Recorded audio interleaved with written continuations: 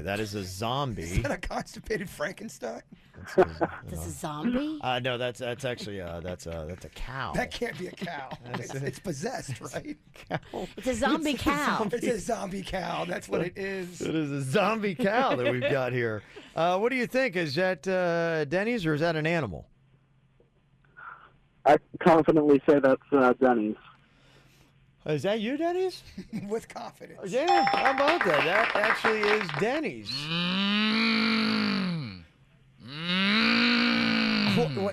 Where are we going with that? What was? I'm not. Yeah, I don't. Because you went more zombie. Kind of aggressive. Oh, I think it's more kind of you. Yeah. Suits and I listen to a bunch of cow clips. That I think that's pretty close. They're like, It does go low. It's real bassy, the cows. Bass. Yeah. Let me hear your shaper.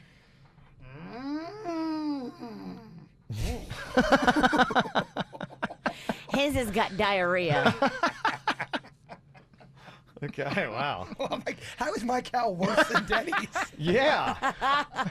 You have no room I thought to actually make we fun. recruited the worst sound effects guy on the show, but I did a worse job. Kevin, Virginia, and Jason are live on 97.9 WRMF and the KVJ Show app. It's time to wake up and let the weirdness begin. It's the KVJ Show to start your morning. Kevin is the host, and his skin pigment is whiter than Casper the Ghost. Virginia sounds like this. Nickname Vicious Beast, so don't get her pissed. Jason talks like a spaz, and they love to talk about Bigfoot and stats. So get ready, here we go. You're listening to 97.9 with the KVJ Show. Good morning, everybody.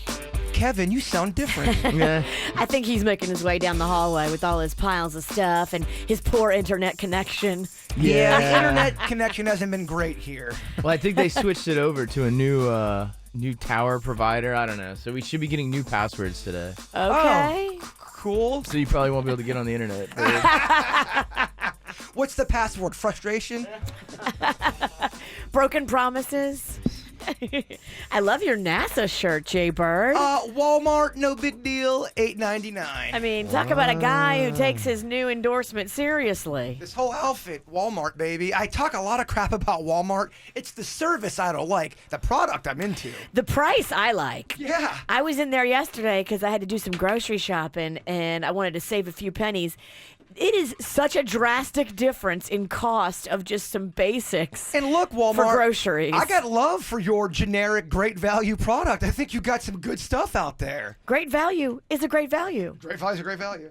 How's Walmart shopping online? I mean, can you just not do the stuff but do it online? You can. So you can do it online and then you can pull up outside and they'll bring it out to your car.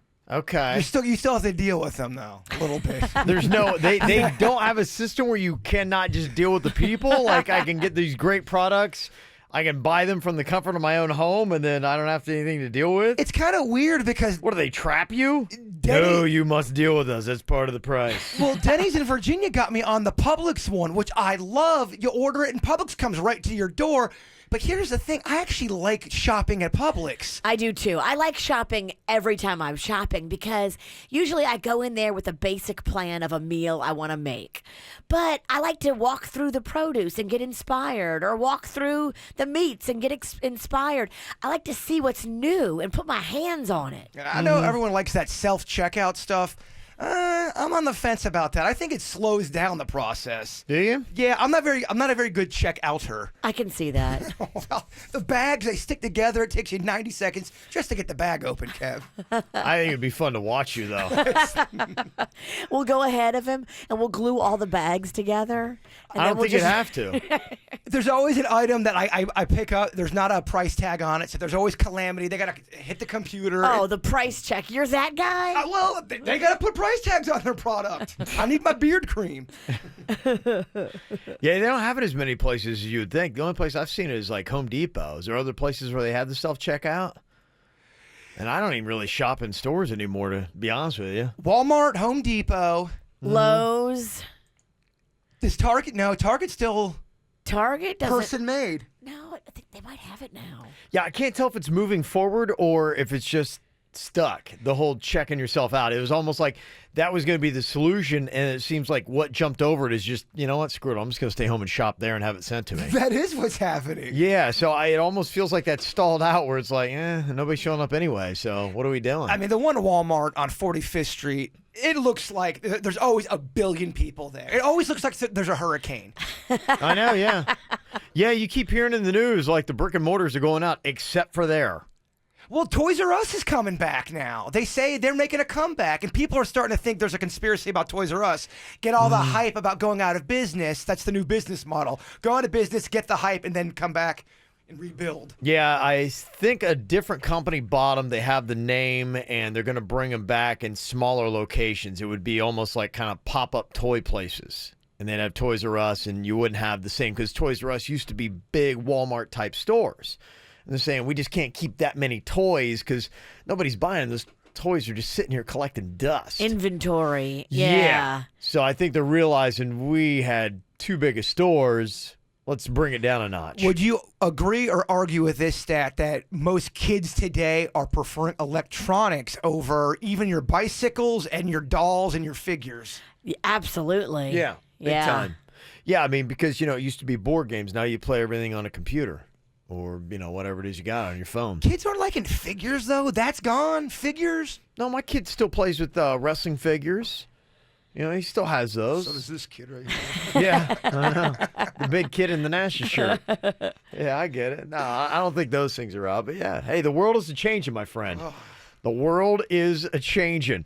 Fun little list we're going to get into coming up here that was going viral. It was, that's just what we did back then. Things in 30 years that you would be telling a young person that we're doing today that just one day they're totally not going to get. We'll get to coming up. It's the KVJ dirt of the day. It's the KVJ dirt of the day. Virginia, take it away, because we need that dirt of the day. Okay. Get the dirt, y'all. Get the dirt, y'all. Well, coming up in a second, it's another day. So, of course, we've got another wrinkle in the whole story of Jussie Smollett. I'll tell you the latest going on with that, so you're up to date. Before we get into that one, though, Ariana Grande has now joined the Beatles as one of the only artists to secure the top 3 spots on the Billboard charts. We have a clip of her talking about it with James Corden. If you want. I don't know if you want that kind of Yeah, heat. absolutely. She also, I guess, has claimed the first 3 spots on the list with 7 Rings, Break Up With Your Girlfriend, and Thank You Next. So those are the 3 songs that she's claiming it with. Gosh, that Thank You Next song, I hate it, and I can't get it out of my head. I'm like walking around my place, thank you, next. I'm like, what am I doing? It's so annoying. You're in it, baby. Here's a little bit of that. Sorry. Ariana Grande. Thank you. To put this in perspective, the last artist to do this in history I'm sorry, so crazy. was a band called the Beatles. It's insane. It's so silly. I'm sorry. How do you feel today? I think it's so funny. I thought it was hilarious. When I woke up, I thought it was like an edit, like that my fans made. I guess, they're like insane people that I love. But I thought it was a joke. I think it is a wonderful thing, and you should enjoy this so moment much. and be incredibly proud of it. Ladies and gentlemen, Ariana Grande. All right. It's huge. This is annoying. Karl Lagerfeld, amazing, one of the most notable designers of the 20th and 21st centuries. He's worked for everybody, including Chanel and Fendi, and he's done haute couture for years. He hasn't been feeling well, so he missed some of the big shows in Paris last month and passed away, sadly, yesterday at the age of 85, but left his fortune to his cat. Oh, man. That's rough. The cat, who has 131,000 followers on Instagram, way more than you. The cat has a driver. The cat has multiple maids. The cat even eats dinner at the dinner table with the people. Way more than me. Way more than all of us combined that cat's got for followers. It's so depressing. They say the cat is now very, very, very wealthy because Karl Lagerfeld had quite a chunk of money. So there you go. As you're driving to work today, a cat is way richer than you. And finally, Jussie Smollett is now got a new lawyer. Mark Garagos, they say, is representing him. And the police have said, look, we urgently want a follow-up interview with you. This is your last chance. If you don't come and sit down with us and tell us what's going on, we're going to move forward with a bunch of stuff that you're not going to like to the grand jury. They say this is your last effort to come in and speak with the police. But so far, there's been no contact. They've tried to reach out to him several times to see if he will sit down. If he doesn't, this is going to the grand jury on top of his other drama. I guess they dug up some DUI conviction in his past where he was pulled over for a DUI. He gave them a false identity of his brother. Oh, geez. Oh, yeah. So, I mean. He's got a history of doing stuff like this. Exactly. We're forming a pattern here. But how is his lawyers and his camp double downing on it unless everybody is lying? I mean, everybody is lying about it now? I don't know. Stick around because this is still unfolding. Those brothers were back with the prosecutors yesterday. The two brothers that were Nigerian that worked on the set with him. So they apparently told their story again to police and prosecutors. Yeah, they cut him out of Empire. He pretty much has one small little scene in there I coming know. out. That's it. He's going to work, I think, a crazy one time story. more. It and is. he's done. And if it is fake, my goodness, talk about not thinking your plan through. Right? Gosh. And that's what's going on in your dirt of the day. It's time for viral audio. So hide your kids, hide your wife. Double rainbow all the way across the sky. Ain't nobody got time for that. Well, people love their cats. Just ask Karl Lagerfeld. His cat's name is Chupette. Chupette. A pretentious cat name. Oh, yeah. Oh, here's another guy that loves his cat so much he decided to strap it to the auto-tune. This is such an awesome idea. Why didn't we think of this? I love it. Yeah. Well, you still have Rufus the talking I cat. know. He could be a star. That's true.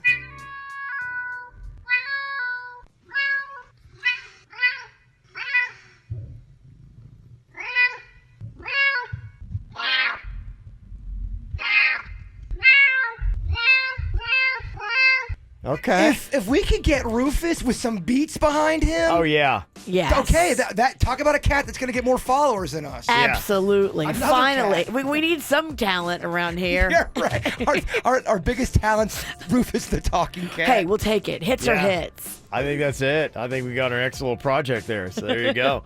Get a nice little cat in here. Meow. Or just use Denny's. Oh, that was Denny's? Yeah. Oh, I thought that was really a cat. Said no one. So there you go. Fun stuff. Auto-tuning your cat. Do you want to watch the KVJ Show live or on demand? Find us on youtube.com/KVJ Show. What are you thinking about? What are you thinking about? What's on your mind? Are you thinking about? What are you thinking about? What you thinking about, Jay Bird? I'm thinking about pizza and how it's supposed to be bringing us together, not tearing us apart. Okay. I'm in the midst of this pizza blog that I'm doing. I'm really enjoying it. I'm loving it. But a couple things I think some people are confused on. This is not a competition. I'm not out to eat the most pizza in a year. It's just about the journey and how much pizza am I eating during the year. That's what it is. I think some people think I'm trying to break a record. I'm not doing that. People want to know, is it frozen pizza? Is it homemade pizza? Is it restaurant pizza? What am I critiquing? I'm critiquing all pizzas, frozen, whether it's homemade or if it's restaurant pizza. I mean, it's about the pizza journey. And the last thing I will say is I'm not a pizza expert. Just because I don't like a place or do like a place doesn't mean that's the gospel. This is just a small town kid trying to have some fun over here. Are you catching heat? Oh my gosh, am I catching heat? You give one place a 4, you give another place a 2.9. I mean, people get pissed. It's crazy. I'm just a man over here just trying to have some fun with some pizza. That's right. Just trying to enjoy yourself. I don't know. You're a pretty powerful guy in this town these days. Oh, he is, yeah. Well, the pizza power. people are mad that I'm strictly kind of doing cheese with extra sauce. But that's what you like. I do. That's my favorite pizza. And that's the control. Then you try to do something different. Why are you doing Mexican pizza? It's not real pizza. All right. Kiss my grits. What you got in your mind today, Virginia? Well, today I'm going to meet with lawyers. Ugh. Pool stuff? Yes. So in Martin County and every county, I'm learning, when you want to have a variance on your property, which is what I need to get the pool, because they're saying, oh, you don't have enough land for a pool. So we have to change the amount of land that actually belongs to me. Yeah, you kind of don't have enough land for a pool. Well, I do. But they're saying I have to go before this board and pitch my case. But if you go before the board, it's like going before a judge or like 5 judges. And they say it's always best to bring a lawyer with you that knows about real estate and knows about all this stuff. So today I'm going to go meet with this lawyer. That'll be cheap. Oh, yeah. It sounds real cheap. And are we getting this pool or not? I'll tell you what the lawyer says today. Sounds like a lot of to-do. It is such a to-do. I mean, Wow. It's been so exhausting. Yeah, listen to the problems we have. I got pizza drama. Virginia's got pool drama. Oh, I know. My goodness. Boy, the troubles that you guys both have. We just want to eat pizza by a pool. That's Okay. all. You're That's right. all we want. That is really all I want. I want to sit in my backyard. I want to be able to cook food and watch my kids play in the pool and enjoy being outside in South Florida. Do you know what we need to do? We need to have a mock trial so you can kind of practice, get kind of used to what you got to say to these people. Okay, I like this. Kev, you be the judge. I'll be the lawyer, the very tough lawyer. I'm coming for you though. Do you have all your paperwork and everything ready to go, Virginia, on I this? do. I've 99% of the paperwork done. So you don't have to have all the paperwork done to meet with the lawyer. What you do today when you meet with the lawyer is you find out how much the lawyer is going to cost. Okay. And then he helps me get all the paperwork together, and then we present it to the board. They only take applications once a month, and they sit down and they look at everything, and so it's like a do or die. But we might not be on the docket till like March or April. Well, the people over at Pennington, Denny's, and Chewy will gladly do a mock trial. Your dog made partner? Absolutely. He gets the people in. It says something. It says a lot. Yeah, it says a lot. It says a lot. Yeah. In fact, I think he might need to be first. You're right. I think he's too low in that billing. Chewy, Denny's, Yeah. Pennington, and Pennington. I'm definitely the last Pennington. What I got on my mind, I am very fascinated with this concept. Would it ever take on here in America? I don't know. It's starting in New Zealand, and a financial services company there tested out a 4-day work week. Ooh. And I've been kind of experimenting with this myself because, and in fact, I almost consider it, for a while there, somebody call you a workaholic. You're like, oh, what a badge of honor. I just work so hard. Yes, he gruels. Yeah. But He he's works not so really hard. good. He gruels? Is that what Grueling. Okay. He gruels. He gruels. It used to honestly be kind of like this badge of honor. Like, yes, I am a workaholic. I just blah so Yes, much. I spend no time with my kids. Yeah. Right. Now I almost consider it to be, in a sense, almost like an insult because in a sense, to me, I feel like it lacks balance. Right. And it's just like, okay, because the more I study productivity, the more I realize when you're really grinding and grueling away at something, Virginia. Grueling away at it. That I love that new word. Me too. That you actually become less productive the longer you go. It's true because your mind gets tired. Yes. And so you're kind of forcing yourself. Yeah, I'm here. I'm still working. Oh, I'm here till 9 o'clock at night. Yeah, but your productivity's gone way down. In fact, I've even, learned that you miss 1 hour of sleep like you typically get. You go from 8 to 7. You lose 15% productivity the next day. Look at that. Yeah, so those people are like going, yeah, I'm going on 2 hours of sleep. Well, congratulations. You're now 10% effective. And plus, people throw it in your face if you're a workaholic. They'll call you selfish. All you do is work, you selfish jerk. Yeah, to me, it just now it almost it's kind of weird because I recently was called a workaholic. And I'm like going, okay, well, I would like to not be called a workaholic. Like I'd like to be like, hey, I'm doing different things. I'm balancing out. I need to flip it. Yeah, But you also don't want to be lazy guy either. There's got to be a balance. Absolutely, there's got to be a balance. And I think that when you look at these 4-day work weeks, this starts to make a lot of sense. And over in Europe and countries like that, they have a lot of free time, a lot more than we do in the United States. We've got this silly mentality of, oh, rise and grind, baby. Rise and grind.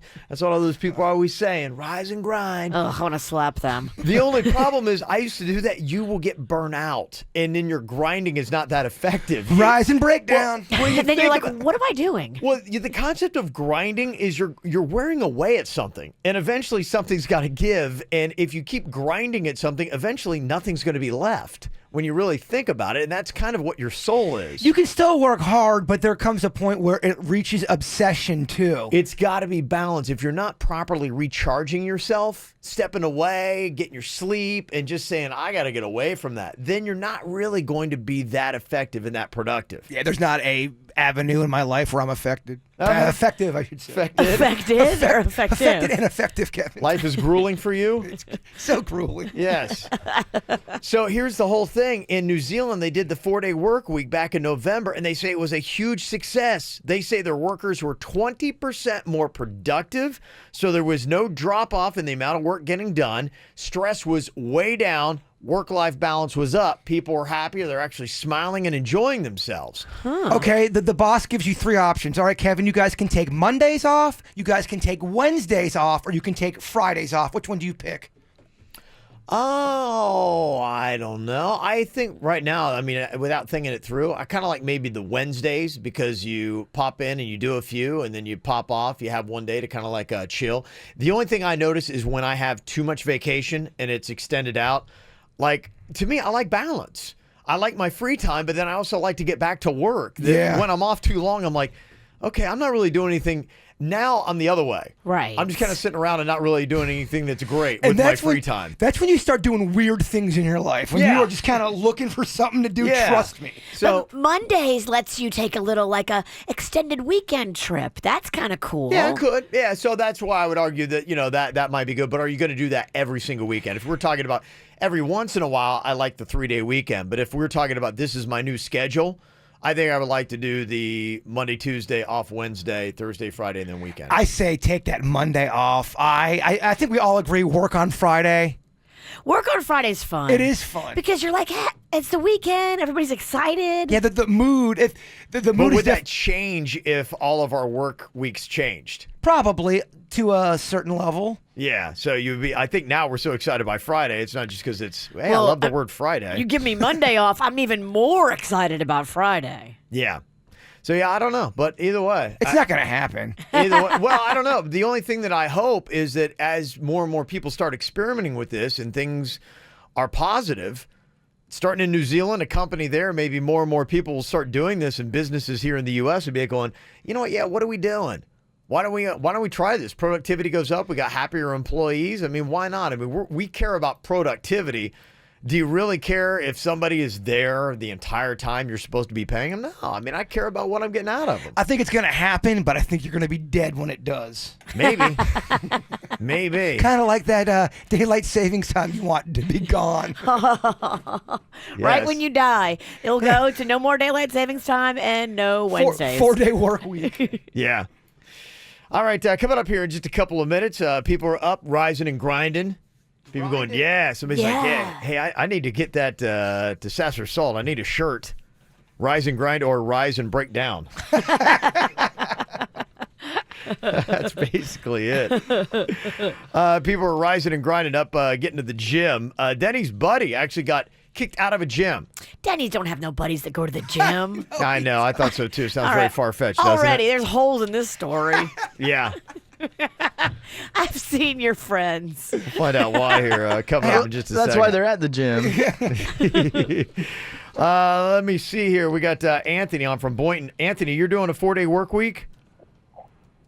Hey, guys. Thanks for taking my call. I work for AT&T, and I work the night shift. Actually, I just got off. I work 7:30 at night till 6 a.m., so it's 10-hour shifts. And we work 4 days on and 3 days off. So, I can tell you right now that no one likes to take a day off in the middle of the week. They all want the 3-day work weeks or 3-day weekend. Okay. And then on top of that, all the studies that you mentioned about productivity and work ethics and everything is definitely better. And personally for me, I notice that it's better because you have one less day, so you feel like, I can't spend time wasting, hours at work because I'm only here 4 days instead of 5. So you got to get your stuff in. Got it. Okay, so you actually you feel a little bit more like people are a little bit more focused when they are working, saying, okay, I got to get it all done in 4 instead of 5, and then when you're off, you recharge and you like the 3-day work weekend.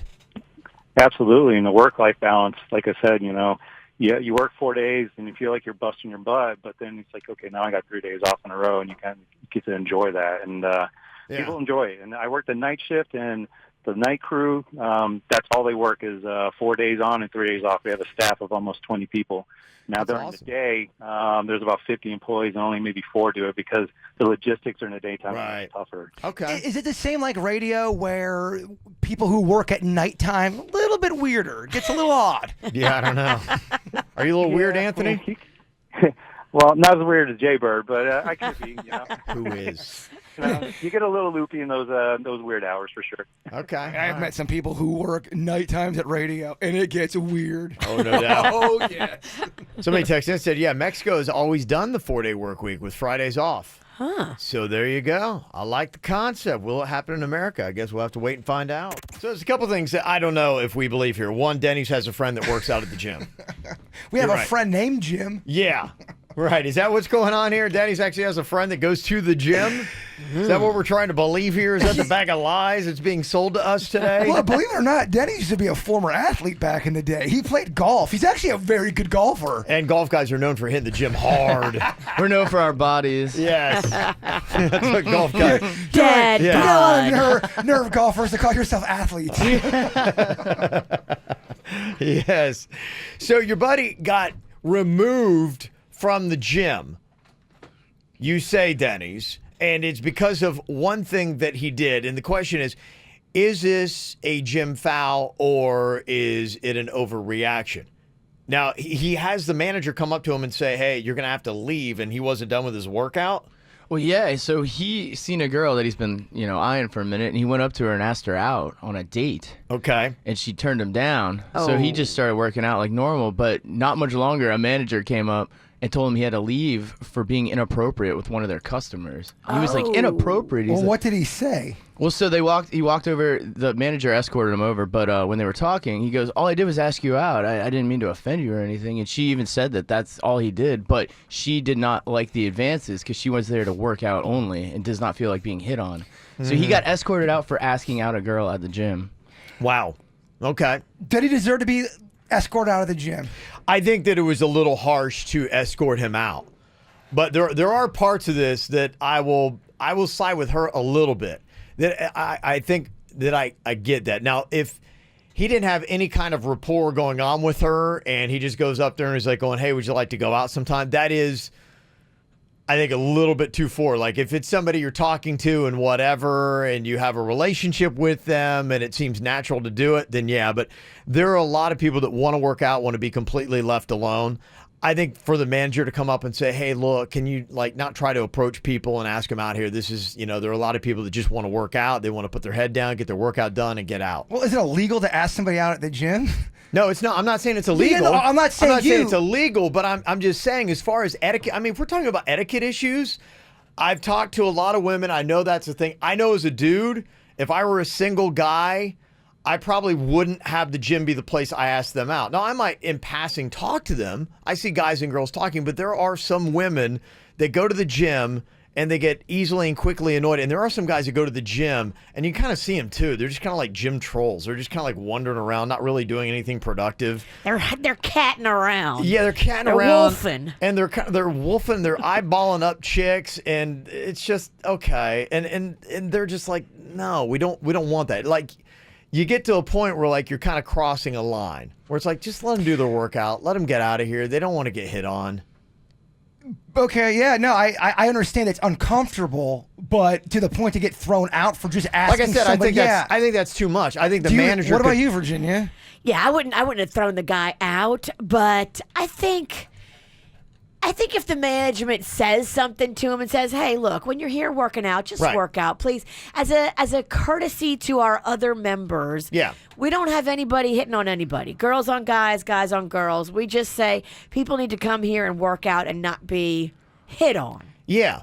Yeah, it's kind of like regular gym But etiquette kicking stuff. him out, I mean, Well, now my buddy feels all. He's like, I'm never He gonna feels like he's a ask creep. anyone out again. Well, so the same thing could happen at the grocery store if you ask somebody out. What if they I found think that it's inappropriate? different. Yeah. I think it's different because a health club is like a membership place, and you're in usually skimpier clothes and bending over, and it's a lot of tight bodies usually. It's just The gym's it's a got different feel to it. There's a different dynamic. I know you're out in public technically, but at the same time, you're like, and I think there are a lot of women, just as I've talked to women about this and we've had this discussion, a lot of them are just hoping, I hope I can go in, get my workout, and get out and not have anything weird or uncomfortable happen. Isn't there a difference between harassing somebody and being creepy and being annoying and making someone feel uncomfortable? Absolutely. Isn't there a difference between that and someone just asking somebody out and then they back off and that's it? Isn't there a huge difference? Yes. I'm clearly asking. And if you're creepy, you definitely should be kicked out. But if you're just being sweet and just trying to ask a girl out, they should speak to you, not remove you. Agreed. Yeah, that's the way to handle it. Yeah, I don't think they handled it properly, but I get where this girl is coming from to some extent. And for your buddy, it's like, hey, just so you know, it's kind of like a good overall memo. Typically, don't ask someone out at the gym. But most people are not going to enjoy it. Can I see a picture of your buddy? That'll help me too. Yeah. I can. Yeah, I mean, he's trying to get in shape. He's not out of shape. Somebody texted and said, I can only assume that the gym already probably has a written policy about this. A lot of gyms already do, and sometimes they post it, sometimes they don't. Really? They have postings says you cannot ask anybody They out say, here. please don't. Really? Yeah, they do, because that happens. And women will complain saying, look, they say, look, quite frankly, I'm sick of being stared down by geezers. You will have people that are in there. I see it because I go to the gym a good bit. Because I am the geezer. Yeah, I am the geezer. Yeah, but you know what? I try not to be that guy. I'm aware You're of it. side-eye geezer. I'm side-eyed. There's kind of some unwritten gym etiquette. It's okay to take a quick glance. Yeah, she's hot. She's got on really tight pants. Yeah, it's a good-looking girl. But if you're sitting there kind of like, and you're barely working out and you're just staring, then yeah, it's there's a fine dance. You know what? Public etiquette a lot of times it's a dance, baby. And definitely don't ask her out while she's in the middle of her workout. I mean, if she's doing an exercise, what are you doing? I'm not saying he did that. Yeah. No, yeah. It just didn't go well for him. Yeah, I guess not. Tell him don't give up on love, please. I don't want to break his heart, but just the gym is not the right place. Denny's was saying, he was like, I feel like I'm a creep. I feel like I'm creepy. Yeah. He's not a creep. I think they exaggerated a little bit in their handling of the situation. Well, he was embarrassed when the guy came and grabbed yeah, him. of Like made him course. stop everything. You feel like a predator. Yeah. Yeah. Some people sounded off on this. So many people meet at the gym. If this is a new rule, then that's not going to happen anymore. I'm with the Bird on this. Not only did it ruin this guy's self-esteem, but he got completely embarrassed in front of the whole gym. I don't know. I mean, if they did a proclamation and pull him out, that's why, I was talking about that gym that has like that alarm. You get out. This guy is so creepy. Yeah.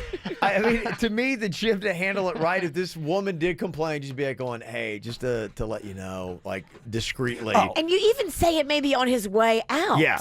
You say, hey, just so you know, I don't want to make a big deal of it, but we don't ask out no members ask out other members while they're here That guy- trying to work I don't out. think that guy's going to be asking out anybody. His confidence is... Yeah. That guy just decided to go gay. Oh, yeah. He's not going to be scared of women. Well, it's tough. If you step into something like that, you're kind of not aware of it. To me, I think there's just a higher bar to jump over if you ask somebody out at a gym. If you're at a coffee shop or something like that, it's a lower bar. And Right. It's a little bit easier. And some people do it. And that's just it. Sometimes people don't get that gauge if somebody's truly interested in them or not. And when you don't have that gauge and you're thinking, oh, maybe she's kind of into me, I'm going to ask her out. If she's not looking at you and making eye contact and smiling and approaching you, then I wouldn't approach her. Yeah. So, I mean, I think to Not have in the that, gym. if you're going to the gym and you're eyeballing chicks and you're thinking, I can't wait to ask her out, just, understand that there are some women that are not big fans of. Yeah, do not do it in the gym. Follow her out to her car in the parking lot. No, I'm just kidding. Hopefully it's nighttime. Just kidding. Yeah. Somebody said, I actually quit going to the gym because of this and do home workouts because it gets uncomfortable. It gets creepy. It gets creepy. Yeah. So some women really struggle with that. So that's kind of deal. All right. I want to sound off on it. 877-979-WRMF. 877-979-9763. If you got a good solution, what do you do if you do see somebody at the gym and you think you've got a connection and you're going, okay, wait, well, they're talking on the KVJ show. You shouldn't ask anybody out. What do you do? How do you handle it? How do you get to the another level? Yeah. Do you have to wait? And what if you flip the sexes on this? What if you're a guy and there's a girl that's asking you out? Does the same rules apply to her? Getting a text message from my buddy. A woman asked me out at the gym. Does that apply for the same reason? He had a buddy just text me that. Yeah. I mean, like I said. Did he go on the date or did he turn her down? Let me ask, okay? Hold on, audience. Let me text my friend back real quick. I'm very curious. Virginia needs another answer. I need to know. Yeah, I would say it's just one of those things where it's like a higher level of difficulty. So that's just my thoughts on it. But got something else you want to add to it? You can here at the KVJ show. Talking about this earlier on the show as well. In 30 years, what will your "that's just what we did back then" thing tell you about a younger person? If you had to talk to a younger person, this thread on Reddit was talking about things that we are currently doing now in society, but in 30 years, it's just going to be something that we did back in the day. Well, we have that now, and you think about, parents just smoked in the car with their kids back in the day. That's just how it was back then. Yeah. Well, one thing I was reading today is it had to do with this weird phenomenon. It's kind of happened with the Apple AirPods. We had that call earlier this week or I think it was last week, this girl that was dealing with her boyfriend who always has these things in. And she's like, we're going to like public or out in public. We're hanging at like little parties, barbecues by the pool. And he's always got them in. And you never know if he's listening to something or he's listening to you. And then I was reading this today, and I guess it kind of makes sense. They say the $159 AirPod headphones that were released in December 2016, for some reason now had become like this millennial status symbol. And so people are just wearing them around all the time, not necessarily functionally, but it's kind of like, it's like the new sunglasses. It's the new design or whatever. It's so annoying. My daughter wears them constantly. Yeah. And I never know if she's listening to something. Yep. It's like an accessory. It's an earring. Right. And so that's kind of what it is. So they're wearing them around, and now you see, obviously, couples are fighting about them. They're like, take those stupid things out. You're driving me crazy. And they're doing them because they want people to notice and think, oh, wow, they've got $159 for AirPods, or they must be something fancy. It's a status symbol. Yeah. So, I mean, imagine one day, and really this is probably going to be the case, when you're trying to explain to somebody that you used to have cords coming out of your headphones, they'd be going, really? Like there were like strings that would hang from your ears? Like what would you do with that string? Where would it go? I mean, I was thinking about that. I'm like, that probably, even in like 5 to 10 years, kids would be going, that's so weird. Why would you do that? Well, we tried to do a bit here about a year ago where we were trying to find a payphone, and we could not find a working payphone at all in Palm Beach County. We had so many fake leads. Oh, there's a payphone here. Virginia would do the research, and the phone would be gone. The few that I found don't take incoming calls. You can only make outgoing calls. Because we tried to, That's awful. There's some at the Gardens Mall. Remember, I found some there. Mm-hmm. But they don't take incoming calls. Oh my gosh, what a torturous device that is. That's like you'd see something like that in the movie Saw. They don't want you to be able to do drug deals on them, I guess. That's probably what it is. Yeah, I think that's what it became. And now if you see somebody on a payphone, I'm like going, that drug dealer. Oh, they're doing something highly illegal. Oh, it's absolutely sketchy. You can't just have a personal emergency. No way. You are clearly a drug dealer. Your phone can't be dead. Absolutely not. Yeah. You're up to crime. Or there's some kind of sex trade going on. on. There's some seedy reason why you're on that phone. You're a stalker. Yeah. Coming up in 30 years, what are you going to say that kids be like, what? Drove our vehicles ourselves. Do you think it's going to be the case? Are we ever going to fully give up that control? No, I don't think so. People love driving. I don't get it because I hate it. But yeah, a lot of people really enjoy it. I don't think those people are ever going to give it up. There's no way that goes out of date. I'm sorry. Like Virginia said, people love to drive. It'll be interesting because it seems like it's almost like it's stalled a little bit. And I know that it's just in the higher end, your Teslas or your self-driving vehicles and whatnot. But yeah, it just doesn't. To me, I would think that if it were going to be the thing, it would be taking over a lot faster. Well, there's a couple of stories about robots killing people and crashing the car. All you need is a couple of those, and people are freaked out. The driverless car just hit a guy on a bike, and that guy died. That's a big story. That's a big story because that's just a taste of the possible future. Do you think in 20 years kids will have no idea and can't relate to going to a brick and mortar store? No, I think that's going to be.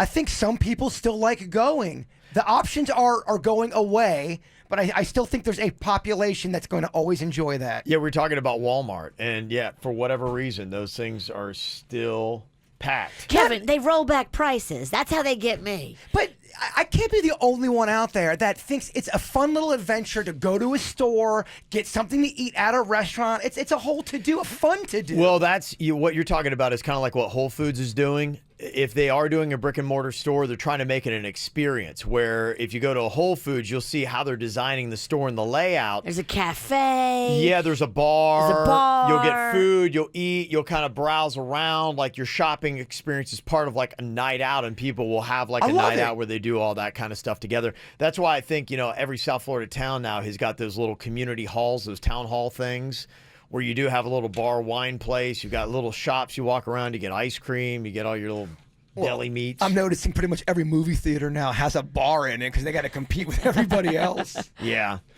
Let me see. Somebody else said, what about paying cash? Yeah, I think we probably are going to go to that, some kind of credit system. I've not liked cash for a while. It's a pain in the behind, and about anything anymore, you can just swipe a card. So what would happen if you got rid of cash? You just all of a sudden make a law that paper cash and coin currency doesn't matter anymore, and it just goes to this. That sounds like such a nightmare. Well, it would just change. I mean, you think about through the history of mankind, we've changed what we've used for currencies before. Once upon a time, we were exchanging beads and trinkets. So it does happen. So it could happen again. Wow. I know. Blowing my mind over here. You drop beads and trinkets down. You just got to change with the times. And right now, you're good. You can do cash. You can do debit. You can do a lot of different things. I think if the times change, though, you got to be flexible. Yeah, you do. Because you can't be like, in my day, we had beads and trinkets. And then be all pissed that beads and trinkets are no good anymore. How long ago was this beads and trinket thing? It's a while. Okay, I'm thinking we're at least a couple hundred years. Cavemen loved it. Another back in the day that Denny's would like for me to mention, buying weed illegally from some dude that you went to high school with. Yeah. Yeah. Those days are leaving. Yeah. This is interesting. John is on here from Jupiter, those AirPods. What are they being used for with some kids in school? What's going on here, John? Hey, thanks for having me on. So my 15-year-old daughter comes home and she says, hey, we can use these to cheat on tests. I'm like, what are you saying? She's like, here, put it in your ear. She walks about 50 feet away from me. She's like, the answer is A. I'm like, oh, my gosh. She goes, the kids are literally writing down their answers, going out of the classroom and telling everybody what the answers are, especially the girls because they can hide them real well. Wow. Yeah. Oh, yeah, there's always a new way to cheat. How about that? So there you go. It's the AirPods. That's another reason why they're wearing that. That's not good. Yeah. And there's some teachers you could easily get away with that. Some teachers just don't know when cheating's happening. Yeah. Some will hunt it down. It's tough. You think as a parent it's tough staying up on the technology to try to stay in front of your kid. Think about a teacher and the kids that are cheating and changing the game when it comes to that. And then you try to discipline them, and then they're cheating. You try to discipline, and then you get in trouble as a teacher. They're on the front line of war. Oh, you're right. Good luck. Good luck. Somebody said, yeah, some baseball stadiums are going cashless. So you're starting to go to places like you go out for a night. If you don't have some kind of credit system, you can't get anything. Imagine that, huh? The reason why people aren't going to baseball games. Yes. Another back in my day, writing checks, writing in cursive. I am in this weird thing where I got out of the cursive stuff, but I'm like in this hybrid where I write half print, half cursive, and it is odd. It looks like a murderer It wrote looks the like note. it does. Ransom note Pennington. Yeah, there you go. All right, anything else you want to throw at us, you can, 877-979-WRMF. Here's what's coming up on the Dirt of the Day. Dirt of the Day. How mad would you be, Jay Bird, if you and Denny's had a baby together and then you found out that Denny's cheated on you with Kevin's best friend? That pig. Yeah. Oh, I'm mad at Kevin, too. Why are you hanging out with these... Trash. Yeah. Trash. Be careful, Jay Bird. She's leading you into a Kardashian story. No, you're not. Damn it, I fell for it. Yeah, you did. I hate it. Not only did you fall for it, you're into it. Yeah, you're clubbed. It's the KVJ Dirt of the Day. It's the KVJ Dirt of the Day. Virginia, take it away, because you know we need that Dirt of the Day. Well, coming up in just a second. Yeah, what is the story all about? The baby daddy that cheated with the family's best friend. It's so close. It's so twisted. I'll give you the details coming up in just a second. Before we get into that, it looks like Meghan Markle is celebrating the birth upcoming of her first child, and she did her baby shower right here in New York City on Tuesday, not over in the UK. She had a lot of friends and family come to her New York shower yesterday at the Mark Hotel in New York City. As you can expect, she had tons of security. And they say she's about 7 months pregnant now. So, baby due in April. 50 Cent is talking about how in the past, I guess, Donald Trump had offered him money to be at one of his... At the inauguration. Inauguration? Okay, here it is, talking about that. Has any politician ever tried to sort of get your support? Have they ever courted you for support in the past? Yeah, with Trump during inauguration. Really? In what way? What did he do? They offered me $500,000 to go. They offered you $500,000 what, to play at the inauguration? No, just to come. Just to be there? Just to turn up? Wow. Wow. And your response was? I didn't do it because I didn't know if I could fix the damage.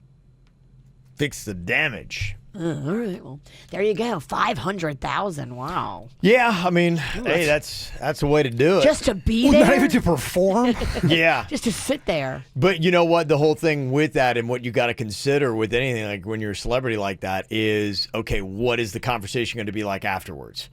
And, you know, it's an investment for them. And people do it not just in politics and that thing. They will pay to have somebody at their location, at their place, at their business.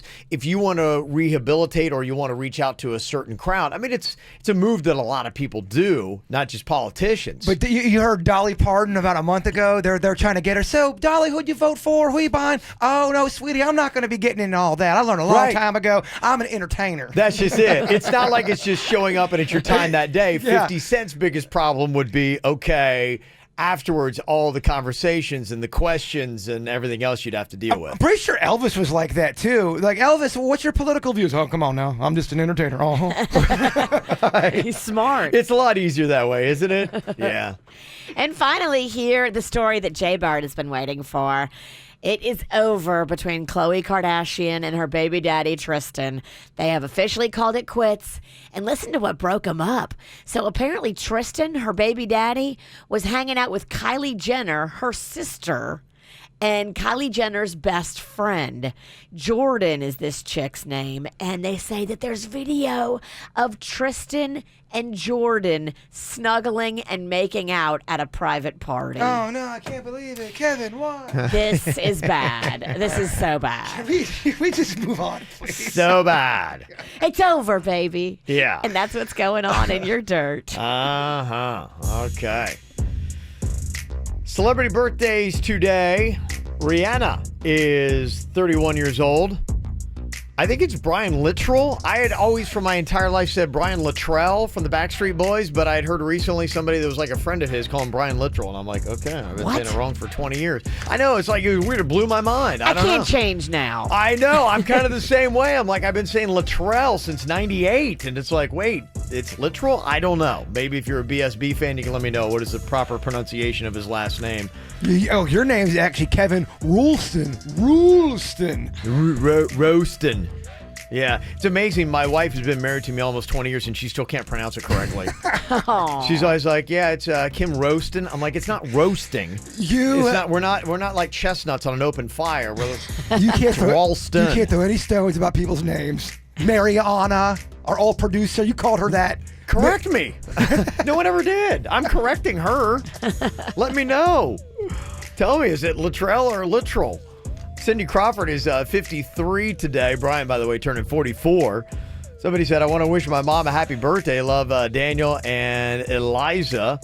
Also, we got a happy birthday here for Juan Carlos Mendez from family, and Grayson loves you very much. Aww. Also, happy birthday, Kim. You look great for your age. We love you very much. Earl, Tiffany, Tyler, and Cameron. That's not great to say. Is that an insult? Yes. Don't tell somebody, happy birthday, you look great for your age. That is such a backhanded What? compliment. I think they're trying to mean it as a joke, but It's so different when you read it. it is. On the yes. radio. Some guy reads it on the radio. Right. Don't understand the inflection. I apologize. That did not come off right. Coming up here in just a couple of minutes, do you have a great photograph you love, but there's somebody in it you don't? What do you do about it? The solution is here, and I'll tell you about it coming up in minutes. Yeah, Brian, whatever his last name is, from the Backstreet Boys, having a birthday today. And I recently had heard an interview with somebody that's a friend of his, calling him Littrell. Brian Littrell. He's like, hey, I got Brian Littrell here. I'm like, who? Like, he's literally Yeah, here. His like it's literal hair. Littrell. I'm like, going, how embarrassing. His good friend doesn't even know how to pronounce his last name. And I'm like going, wait, maybe that's different. Somebody said, yeah, you were pronouncing Littrell wrong. It's Littrell, like Littrill. Lit and then trill. And I was doing the same thing. I'm a huge BSB fan. I just found out last year. Somehow, after almost 20 years, we're finding out it's not Littrell, it's Littrell. There's a bunch of names we say wrong. People always stop me and tell me, Virginia's saying that name wrong. I'm like, I know. How do we go 20 years, though? And it's like, it's just now coming out? Like, Well, it sounds like he never spoke up. Yeah, I think that's it. Maybe he doesn't care, because, you see, he's still not the guy speaking up. Right. He just realizes, you know what? Whatever. It's not worth the fight. It's not worth the fight. People call me Jennifer all the time. I nod and smile. Yes. Yep, thank you. Whatever. They do. All the time. Yeah. Well, do you have a great photo with somebody not so awesome in it? Sometimes maybe you go to a landmark and you're like, oh my goodness, like this is great. I'm here at the Grand Canyon or whatever you might be. And you took it with an X. And you're like going, okay, now forever, these great pictures of me at this place I'd like to show off are always going to be like, oh. And it's so awkward even when you show your friends and they know maybe it's a horrible breakup and he cheated on you with all three of your best friends. That's why if you ever take a group picture and there's the one out of the group you don't like, always make sure they're on the end of the picture so you can edit them out. Edit them easy. out, yeah. There is actually a service now. It's called Edit My Ex, and it's a digital photo service that will erase an ex from a photo you otherwise love. $6.99 per photo, basically $7 per photo. I mean, it's a pretty good deal, right? Yeah. Do you have to have it digitally? You have to upload it. So Okay. yes. Yeah, you'd have to do that. You have to be able to upload It can't be like, here's my Polaroid, fix it. Yeah. But do a lot of people feel that way? Do a lot of people have an ex or somebody in a picture? They're like, this is the best picture ever. If that one person was just not in there. Is that a lot of people that feel that way? I don't know. I could understand. I don't have one myself, but I could understand, if somebody had done that, if you really were at something that you loved, that you were at that event, it was a once-in-a-lifetime type thing, and then you're not with that person.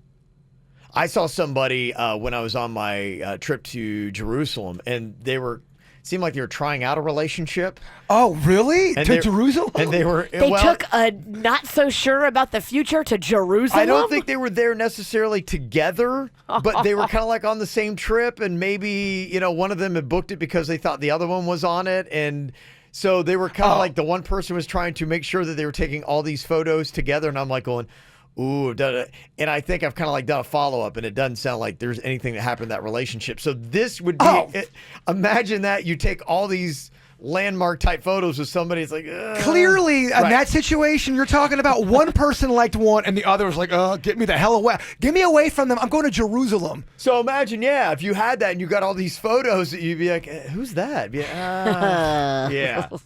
Edit my ex might be that kind of like service you'd want. Have you ever known somebody that they're not asked to, but they automatically jump in everybody's photo? Do you know that person? No matter what the moment is. I think I am that person. I think I'm that person too. Well, you know, the weird thing is, how do you coordinate it when you kind of recognize that? And like, let's say there's 4 people in the photo and you got that one person that you don't really want in there. You're kind of like trying to give that eye language. Everybody else be like, hey, let's do another photo. Meet me right in the corner. This is a great moment we want to capture without them. I completely agree. Okay, I hear you. Yeah, let's just kind of, all right, try to figure it out. Well, this kind of stuff happens about this time of year now.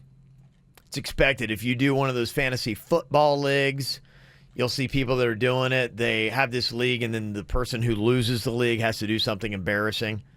There's a viral video that is out today of this guy who lost his fantasy football league, and he had to put on kind of like a flesh-colored, like Speedo kind of thing, cover himself in peanut butter and go to a dog park. Ooh. Yes. That's sexy. Especially for the dogs. They love peanut butter. Oh, yeah. You've done this. Yeah, you think about You've done that. this exact thing, Have actually. I? Yes. Oh, yeah, I'm sure I've been covered up in peanut butter before. You have. I remember. Did we send him out? I don't know if we sent them out. We We did it in studio.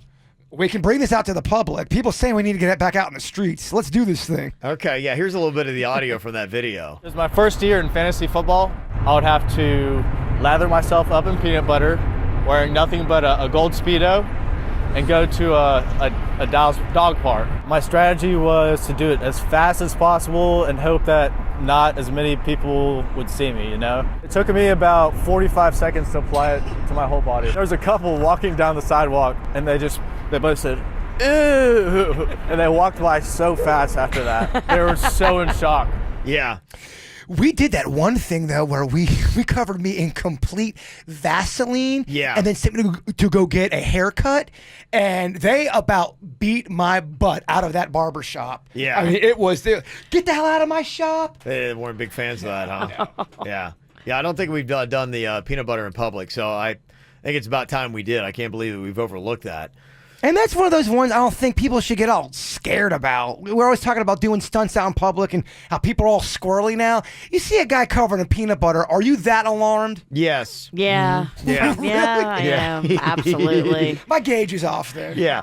Luckily, though, I know where there's a dog park, and I even got a dog decoy, my dog Coco, we could take out. Oh, I got Chewy, too. Yes. Okay. Chewy loves peanut butter. Okay. Oh, this is getting fun, man. Here we go. Okay. It's going to be sudden death for one member of the KVJ show.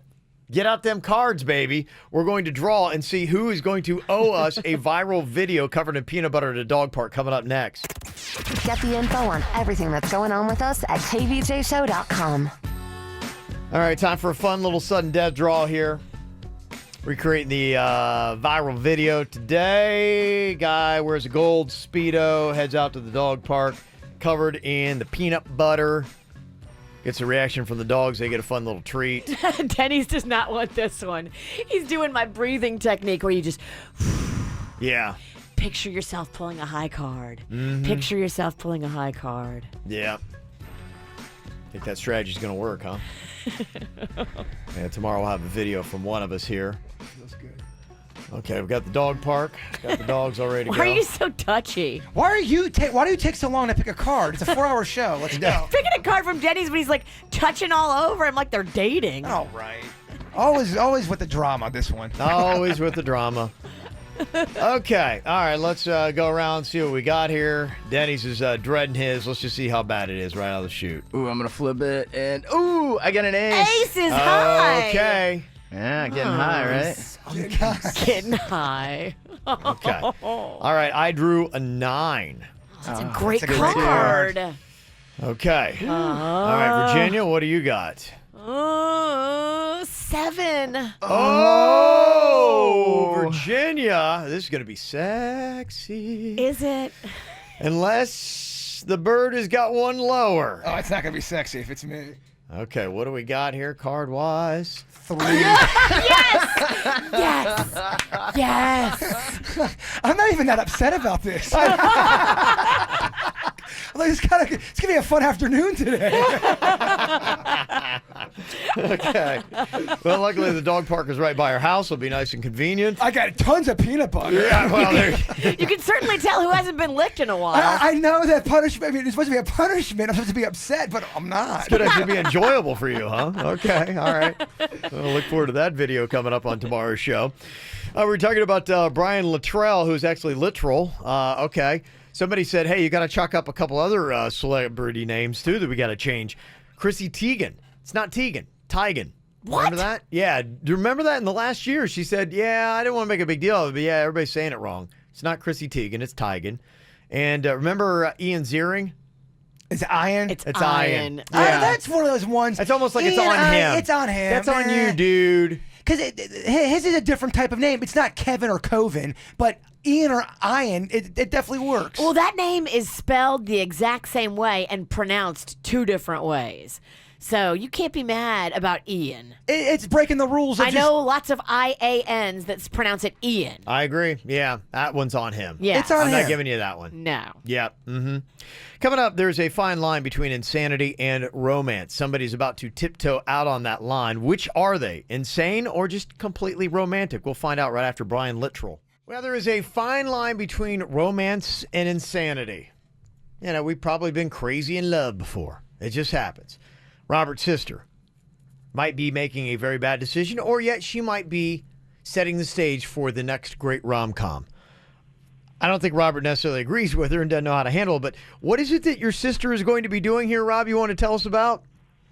All right, so basically my sister wants to move out of state to be with this guy she don't even know. And she met him through work. You know, like he came into town to do some kind of training or something like that. You know, she just kind of knows him through the office or whatnot. Doesn't really have too much interaction with him. But when he leaves, she wants to go be with this guy when he goes. She recently got like a promotion, which is good. Mm-hmm. But, bro, she wants to follow this guy. She thinks it's like she's falling for him, basically. Mm-hmm. And I tell her she's psycho. I say that's crazy, but... so she has a I don't job, know though. if So she's trained, like there was some kind of like corporate training kind of thing. They're in the same town together. She meets him, falls in love.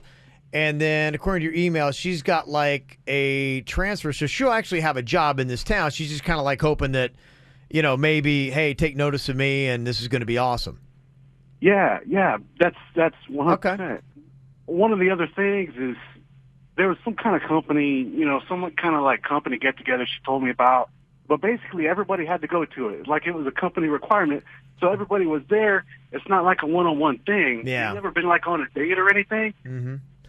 Okay, what do you think about if you move to another city for a guy that you've never even dated? Is that crazy or could that be romantic, Virginia? I think it's crazy. I don't think it's safe. You got to be really careful. No, of course, she brings up the safety factor. Yeah. What is unsafe about it? You got to have like a safety net. You got to have somebody there that is going to help you and make you safer in this transition than just him. He can't be all you rely on in that town. Mm-hmm. I don't know. There's a part of me that kind of likes it. I kind of like this. I mean, if you want to, if you know, like, hey, I want to change the pace anyway. I want something different. And on top of it, you get to change the pace. Plus, you're rolling the dice. And what could be, I'm lucky in love. I mean, how could it be better than that? You can't eat the pizza until you put it in the oven. Can I get an amen on that? Amen, brother. This guy ain't gonna come to you. Carpe diem in life. Life is so short. If you are someone that doesn't have a lot of obligations back here, and you're looking to spice it up a little bit, take a chance. Not everything's going to be like Dateline, like Virginia thinks. Not everyone's a murderer. Yeah, I think this kind of question will tell a lot about a person. If you said, okay, here's the deal. You got corporate training in a town. You meet somebody that you're infatuated with. You think they're awesome. You have an opportunity to transfer to the city where they work. You'd be with the same company. You could be there with them and working every single day.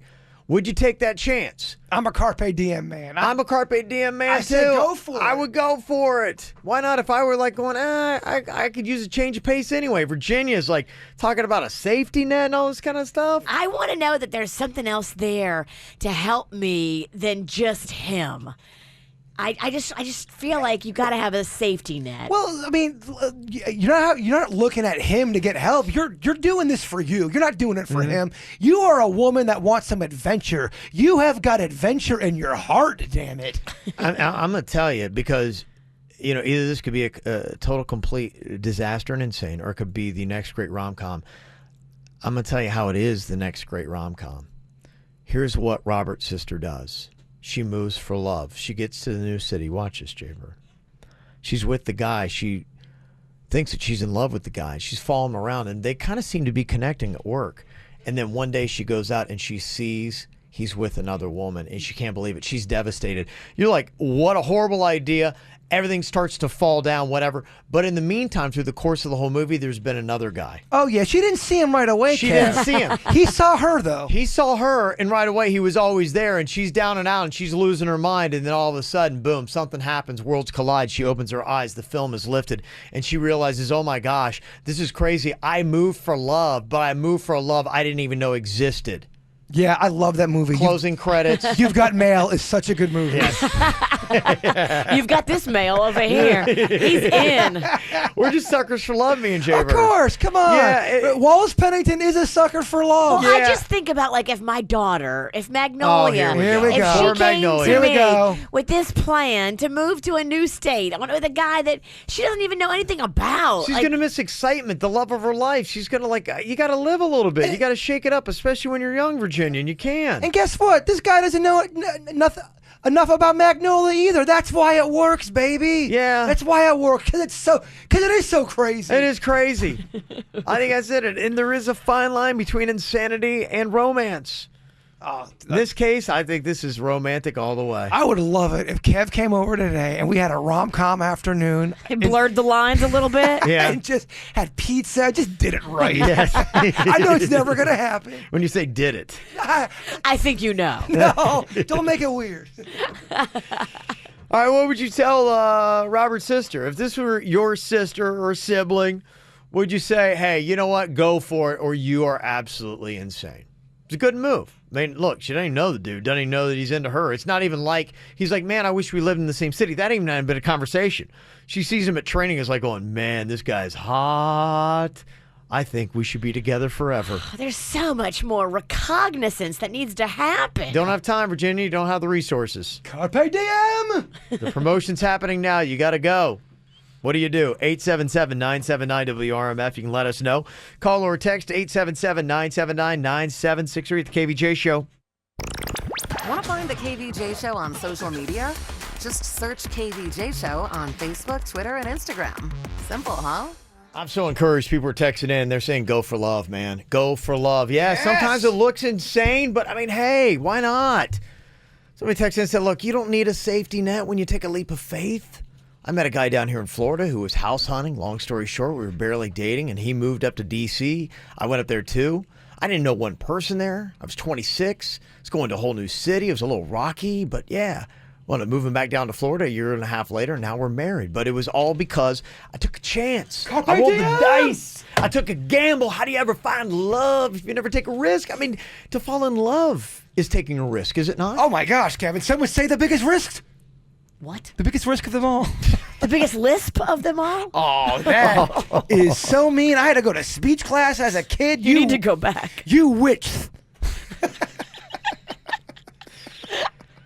Okay, let's see here. We got Gio on the line from Palm Beach Gardens. Gio, tell us your story. You rolled the dice.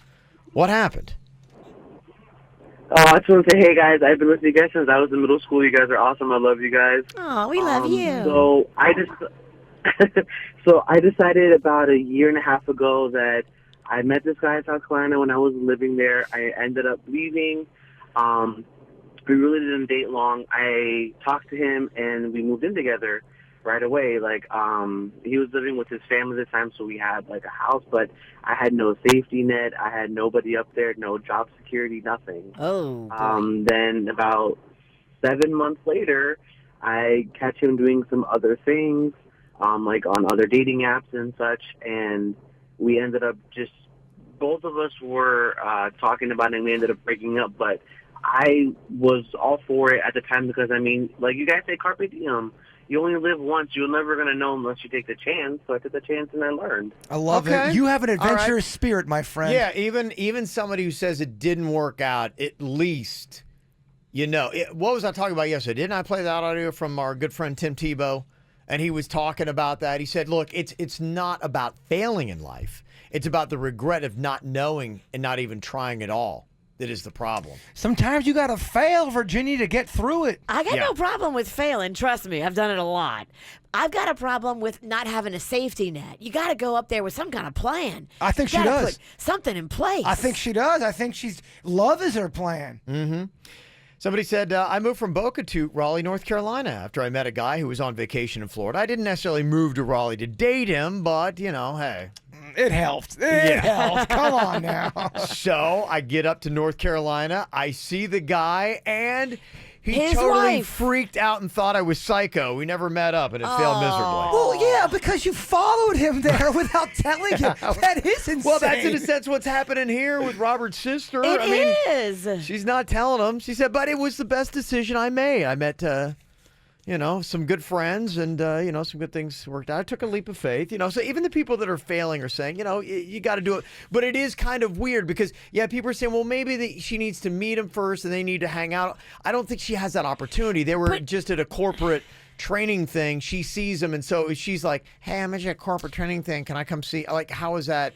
In companies, you know how this works. So especially as many companies as we've worked for, when you go into a company email situation, you can email anybody in the company and you can say, hey, I'm thinking about moving to the town you're in. I have a job opportunity to go there, and I know you're from there. Can you tell me a little bit about the town? Okay. Do you think it would be a good idea? I would love to get some guidance from an expert like yourself, and then just leave it at that and see what he does. Okay, that's kind of smart if you laid the groundwork of a little bit of a conversation. Just something. Yeah, I do kind of like that. Virginia's way is slightly boring, not as fun or romantic, not as big and grand. Yeah, but what if you show up and he's like, stalker?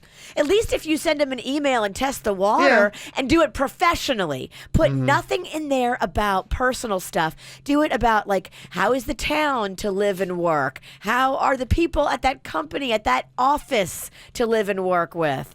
See what he says and just, like, test the water first. Somebody texted in, said, my 21-year-old daughter kind of did the same thing. She had moved to Arizona, really didn't know the guy. They knew each other in high school, but it was like, you know, one of those things, just kind of could be crazy, but hey, it's love. We're rolling the dice with romance. So she's working at this job. 1 week later, something weird happens. They get raided, and she has an AK-47 held to her head. Call me. Oh, my God. I mean, yeah, there's always going to be a negative story out there. But you got a great story out of it, and you didn't get shot in the head with an AK-47. It's a great party story. It really is. I've never had my work raided and a gun to my head. That's pretty intense. That is crazy, person? isn't it? You only orchestrated a gun to Kevin's head at work. It was fake. Kevin, did you know it was fake? I did not know it was fake, and when you think it's real, yeah, it does change your life. Does your life really flash before your eyes? It really, yeah, it takes you to places that you never thought you were going to be. Oh, you're fine. I never thought I was going to poop my pants. You find out it's very easy to do when you think you're going to die. Yeah, so there are some, it seems like everybody has got a story. But I kind of felt like the people we talked to, there was no connection whatsoever. I thought they had a little bit of a connection. No? She had a connection. She has a connection. She's just like very smitten with this individual. Which is and fine. She's got a chance. She could transfer to his town where he's from. And probably, you know, as they're getting, can you imagine that? You set the scene like they're there, they're getting trained, and she's there. You're so beautiful. Look at those eyes. Touch me. Yeah, the whole time she's just going crazy, and she's like, "Where's he from?" So, you know, when you're really into somebody, you want to find out everything you can about them. Yes. So that's why Facebook is so awesome. That Right. sounds so stalkerish. It is. but Find what they eat. You do it, but she's probably doing all this reconnaissance. She finds out all this information about this guy, and she's like, "Ah." You can Google search him. You can Facebook search him. You can LinkedIn search him. Do they snore when they sleep? You got to do all of the investigating. And because you work for the same company, it is not out of the realm to reach out for him on a business level. But they're working together. I don't know. Mm-hmm. Yeah. Somebody said I dated a guy for 7 months before moving down to Deerfield Beach to be with him, and then his wife contacted me. Oh, damn. A lot of times you get the negative stories, Kev. And to that woman, you just say, sorry? Sorry. I will tell you, though, a majority of people said that is romantic. And a lot of people are saying, you know what, roll the dice because, again, living with the regret, never knowing what could have happened. It's an adventure. And if you're young in that part of your life, you need some adventures and some stories about AK-47s to your head. Just saying. It's the KVJ Dirt of the Day. It's the KVJ Dirt of the Day. Virginia, take it away, because you know we need that Dirt of the Day. Well, coming up in your Dirt of the Day, I will give you the latest, the update in the whole Jussie Smollett case. Of course, it's a new day. There are new details. It seems like there are new details every day. Before we get into that, are you excited, Kev, about the Motley Crue movie? Yeah, I actually am. I was talking to a buddy of mine about it yesterday, and it's based on the book that they did about all the exploits of the band. And yeah, I'm a big Motley Crue fan, but I don't even know all the behind-the-scenes stories of when they were in their heyday and just how hard they were going and partying. I'm just throwing this out there. Does Motley Crue deserve a movie? I'm just asking. Oh, I think it could be very fascinating. Well, I mean, you're not going to give them a Nobel Peace Prize, but yeah, based on what we do for entertainment and what we want to know with stories and everything out there, is it going to get views? Are people going to watch it? I think so. I think so, too. Yeah. I think, yeah. I mean, yeah, if we're going on character and are they good upstanding? No. No, I'm not even talking about, and I know they were popular, and I know people love them, but are they, I don't know, like a major motion picture for Motley Crue? Well, it's only on Netflix. Still, though, I mean. If they make it glossy and they do it well, I think it could be I think huge. it'll do great, yeah. I mean, if you're talking about somebody my age or whatever, yeah, I think a lot of people are going to watch. I mean, they keep in mind in like 89 to 91, they were like the biggest band in the world. Bigger than the bigger. What I'm saying is like a Guns N' Roses. Wouldn't they deserve a movie before a Motley Crue? There's a lot Arguably of drama not. there. No, Motley Crue was right up there with them. Arguably in those years, I think Guns N' Roses is big, but they were like 87. Yeah, they were at the same time period. I mean, I don't know all the stats like you guys, because you guys are a lot older than me, and I get that. Yeah. No. Like 3 months. 4 years, okay? Yeah, for about 4 or 5 years, Motley Crue was big all over MTV and big on the charts. So, yeah, anybody around my age would be like, yeah, okay. So here's a little snippet of the trailer. What does it sound like? I see Kevin getting choked up over there. No, I think it's going to be good. It's going to be exciting. That sounded so corny to me. Yeah, well, I mean, it's a fascinating story. I mean, the lead singer killed somebody and basically went to jail for a month. No, you're right. There's some fascinating stuff in there. Yeah, I hear you. It's crazy. And at that same party where he drove a guy into a telephone pole and killed him, their lead guitar player was out trying to drown himself in the ocean. So, I mean, there's a lot of interesting, fascinating things that happen behind the scenes. Drama makes for a good movie. Makes for a good movie. I agree. Somebody who's who's going to do great. Also from the rock world with his own little pile of drama. Did you see Ozzy has had to cancel a bunch more shows? They say he's got the panomes. It's taken him out. Doctors say he's going to have to rest for at least 6 more weeks. He is, I guess, through the worst part of pneumonia, but the doctors say, no, you have to stay home. No travel, no nothing for 6 more weeks. Are you that uncozy, Kevin, if a doctor says, Kevin, I demand you to rest for 6 weeks? There's a part of you that's kind of cozy. Only if it's followed with, if not, you'll likely die. You're right. You're right. Yeah. You're right. Otherwise, yeah, it seems like it's great. It's fun for about 6 days. Yeah. I hear and then you're like, oh my gosh, I'm climbing the walls. What am I going to do? Mm-hmm. And finally here, yes, as promised, the more details coming out in the Jussie Smollett case. He has retained the legal services of Mark Garagos. And now the Chicago police have reached back out. Apparently, they said they've reached out multiple times trying to set up a follow-up interview with him, and they've got nothing. Nobody from his camp is getting back to them. Police are now saying it is urgent that we speak with Jussie. So they're saying, please come down and talk to us. We need to figure out what's going on here. This case will almost certainly be going before a grand jury. They're saying, look, this is your chance to convince us that the attack was real, but if you don't come forward, we're going to go ahead and presume this was a false police report. Okay. Those brothers from Nigeria did meet with prosecutors again yesterday. Okay. They were sitting down going over every detail, so you can bet the cops are getting all their ducks in a row, and they just need to talk to Jussie. So far, though, silence from him and his attorney. And that's what's going on in your dirt. Coming up here in a couple minutes, Dave Matthews is going to be back at the Coral Sky Amphitheater. Got a couple shows doing that Friday, Saturday thing on the 26th and 27th of July. Got tickets for the show for the Friday night Coral Sky show. They're going to be going on sale this Friday, 10 a.m. at livenation.com, but you can get your tickets right now. Going to be doing the KVJ show match game, 877-979-WRMF.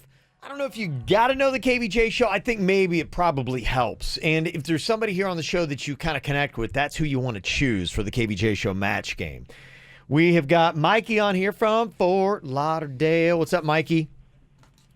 What's up, guys? Happy hump day. Yeah. Happy hump day. Okay. KVJ show match game. You get to pick a member of the KVJ show who you think you're probably most on the same page with. Who would that be? Let's go with you, Kevin. Okay. That says a lot about you as a man. That you means picked Kevin. Yes, that means you're very boring. No,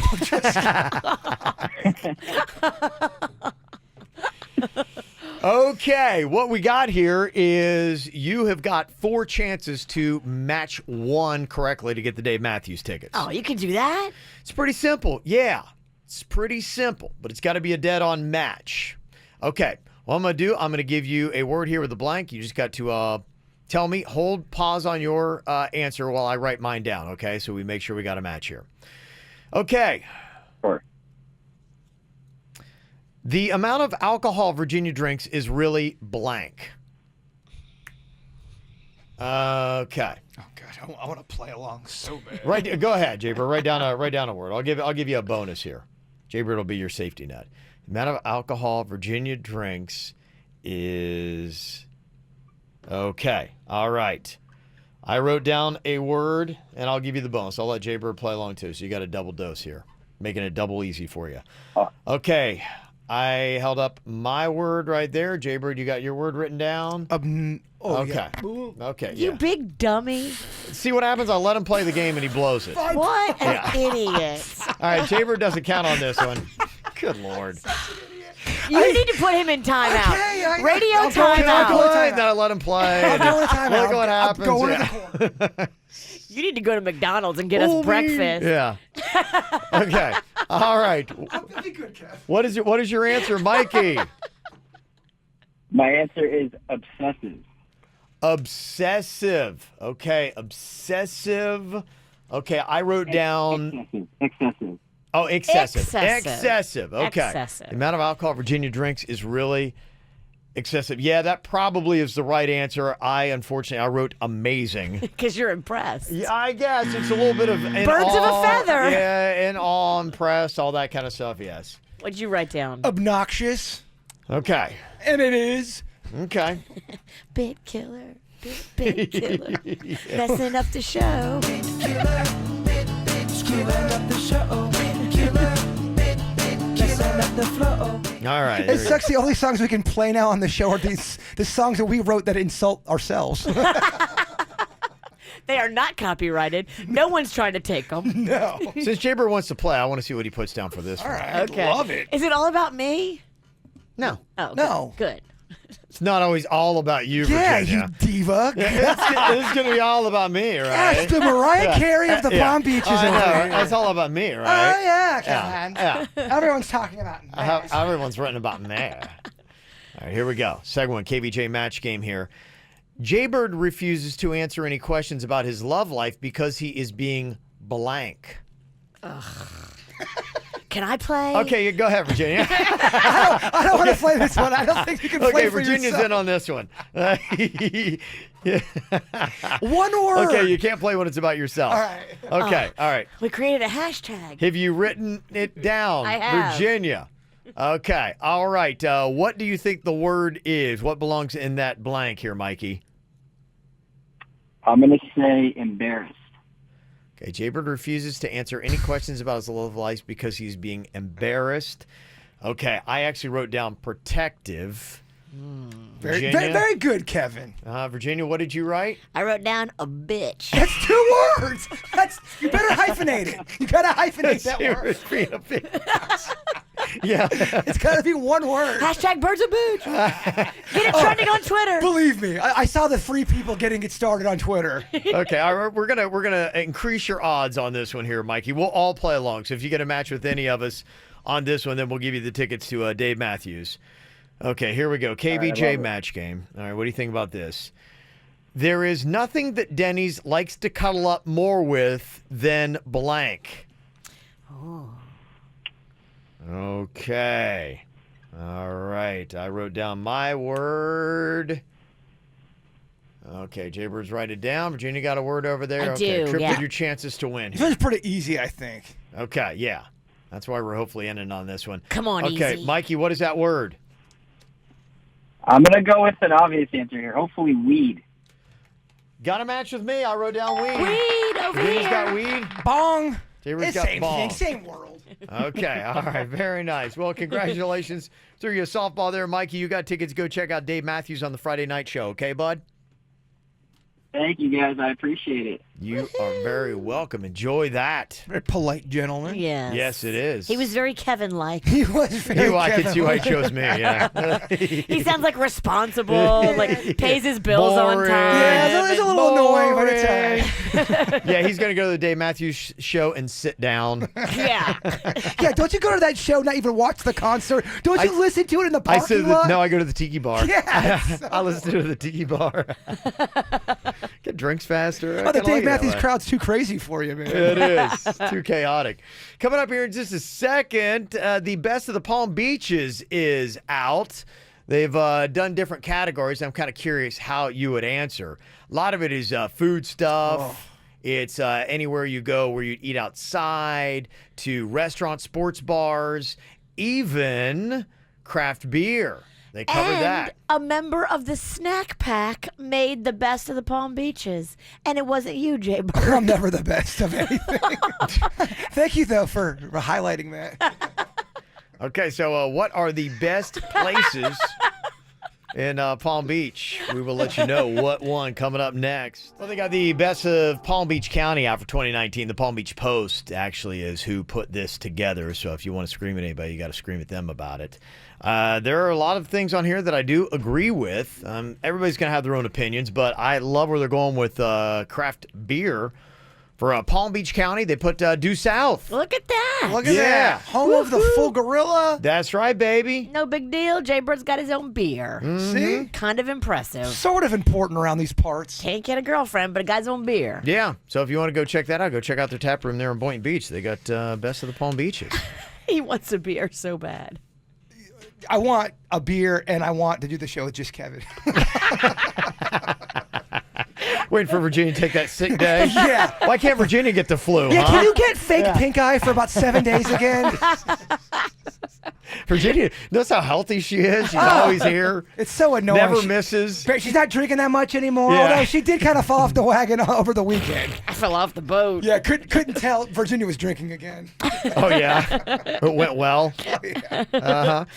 Some of the other places, they got pizza. I know, Jaybird, you're into that. Very controversial. Okay, according to the Palm Beach Post, This is the best. Okay, I got to hear this. this is their Best of Palm Beach County for 2019. You're going to be up in arms. You know it? Yeah, because you've done it in your pizza thing already. I have. You have. Oh, my gosh. They put Anthony's Coal-Fired Pizza.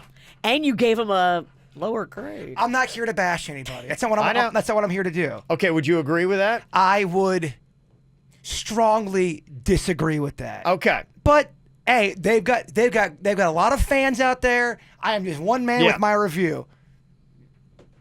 He can't believe it. Yeah, I knew. He wants to say so I knew how much. twisted I'm he not would gonna get. lie, Virginia He's so twisted. Virginia reminded me yesterday not to get all powerful with my pizza blog that really nobody really gives a crap about. The power of the pizza blog. Yeah, I think people do give a crap because think about it.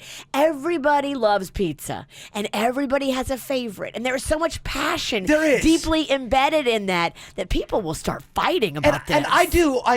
I like a certain type of pizza. I like a sweeter sauce. I don't like it to be burnt. I know some people like their crust burnt for some reason.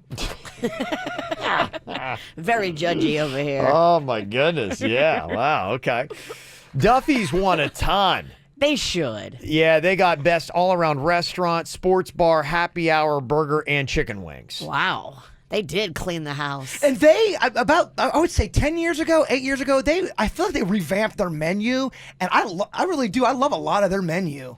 Yeah, no, they've got. You're right. They did They must have rolled up their sleeves and said, "Okay, we got to do something about the food," and they got on it. I mean, Duffy's has been around for a minute. If you guys know where the Pirates Well is, I know you guys do know that was originally a Duffy's back in the day. Yeah. Mm-hmm. Oh, I know the history of restaurants. Jay Bird always takes us on that tour here on the radio show. How about Wags? Can we talk about Wags? I love they have talking made about the list. Wags. I love Wags. Best of Palm Beach County. What was that? 1983. I mean, 83. Way to keep it topical. I'm stuck in the past, dog. You know that? Best outdoor dining in Palm Beach County, according to the Palm Beach Post. Waterway Cafe. I do love the decor there. Yeah. Absolutely. It's right there on the Intercoastal. And they always jazz it up. They've been sprucing up that outside. It looks good. Yeah, I'm a big fan of that. Rich and them doing a great job out there. So, okay. Let me see. For brunch, they got the Breakers Palm Beach. I mean... For Very brunch. fancy, but it's so awesome. I mean, there's nothing better, but you're gonna pay. Yeah, I guess you're going for that. Yeah, I mean the one that gets the most attention, it's Lenore's, is it? I thought in Palm Beach County. We can get no love from Marriott buffet brunch. Crickets. Damn. I don't. Do they do brunch? Which Marriott? Maybe it's a Pennington thing. I don't know. My mom and Ann love. They do like a Sunday brunch thing? I mean, again, that was a few years ago. I don't know if they do that Are you talking about in the 80s? Chamber brought in his Still? 1983 list. Yeah, we're doing 2019. This is 2019. No, I swear to you, the Marriott does like a brunch. There's hash browns. They got it all, baby. Okay, I'll give you the 2019 answer. Jaybird will give you the 1983 answer. I love it. That's how I handle this. That's the Palm Beach. Okay. All right. Best buffet 2019, Sweet Tomatoes. Okay, best buffet back in 1983. It's either going to be Ponderosa or it's going to be Sizzler Steakhouse. Boom, all day long. Okay. So if anybody's planning on time traveling today. I love this bit. Best breakfast, according to the Palm Beach Post for 2019 in Palm Beach County, John G's Restaurant. Best breakfast in 1983. It probably would be. Oh, this is tough, man. Give me. We only have 4 hours show. I know. I don't want to get the wrong. Yeah, no one cares. I just say Wags. Why? All right. That ran its course. No, I want to still play, but Okay. I won't give you the right answer though. Donuts. Oh, this one's big. Well, I grew up. See, I'm a little twisted over here. I grew up on. Yes, you are. I grew up on Winn-Dixie donuts, and it's all I knew growing up back in the 80s. So and they on are the Pennington list, Yeah. best of Palm Beach County 1983. But I knew no other way, Kevin. Well, the Palm Beach Post says Jupiter Donuts. Jupiter Donuts is killing it. They are good. Yeah. You know it's good when you go at like 1 o'clock to get some donuts and they're sold out. Mm-hmm. They just close when they sell out. Yeah. And to go back on the breakfast thing, can I change my answer to Bentley's? Go ahead. All right, I'm going to change my answer to Bentley's. 1983, best of Palm Beach County. Yes, sir. Okay. And one more for you, Jaybird. Best bakery 1983. Oh, the Lake Park Bakery across the street from the mail. Yeah, the one in Lake Park was amazing. Okay. Yeah, it's no longer there. I don't think the mail place is there either. On Park Ave? No, it's right. It's that side street of Park Avenue. It's called. Oh, Bird, you're blanking over here. A1A. Yeah, A1A. Yeah, the bakery. That was so good. Gosh, I loved it. Lake Park. Well, the Palm Beach Post is putting Publix down. best bakery. They do it right. Yeah. And they give you free samples sometimes. Yeah, they do. If you go back there and you ask to try stuff, they will let you try. If you look all hungry, sad, and poor, they'll give you a little cookie. Best sandwich shop, 2019. The Palm Beach Post says it's 2 J's. What did the Penningtons say in 1983? For what was it? I'm sorry, I was reading hate comments about me in the chat. Sandwich shop. Can J Turd let Kevin get through a bit without bogarting the show? Oh, damn. Go ahead, answer, Kevin. Or were you asking me? I just want to say really quick. Go ahead. I'm done bogarting the show. Sandwich shop. Sandwich shop is Blizzards and Burgers.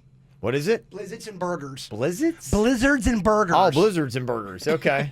Do I say Blizzards? I don't know what you said. I'm like, what? That speech impediment's back. I'm sorry, I have to go fight with people online real quick. Okay, I'll fly through some of the last ones here. They've got fine dining, Okeechobee Steakhouse wound up getting it. They also got best steakhouse as well for Palm Beach County.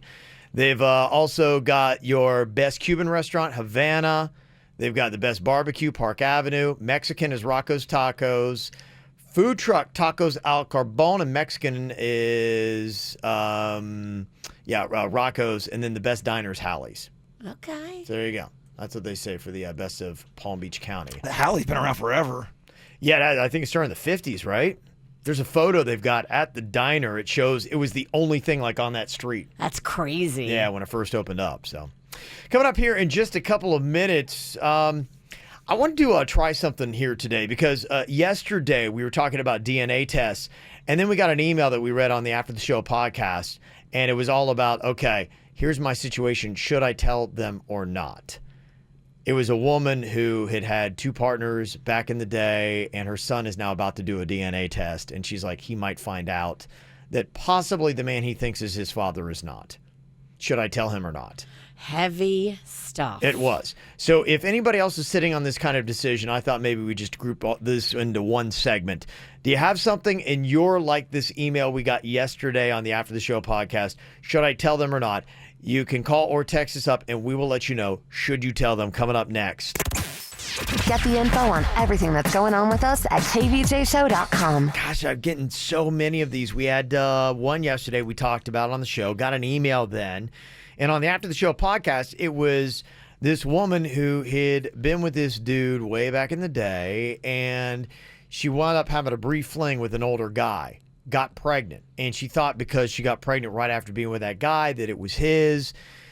And he said, look, she was open and honest with both guys. And the older guy said, look, I'll take care of the kid. I don't care. And so she ended the relationship with the younger guy, stayed with the older guy, had more kids. But now this child is like, Mom, guess what? I got one of those DNA kits. I'm going to find out all this kind of cool stuff about our family. And she's like, oh, crap.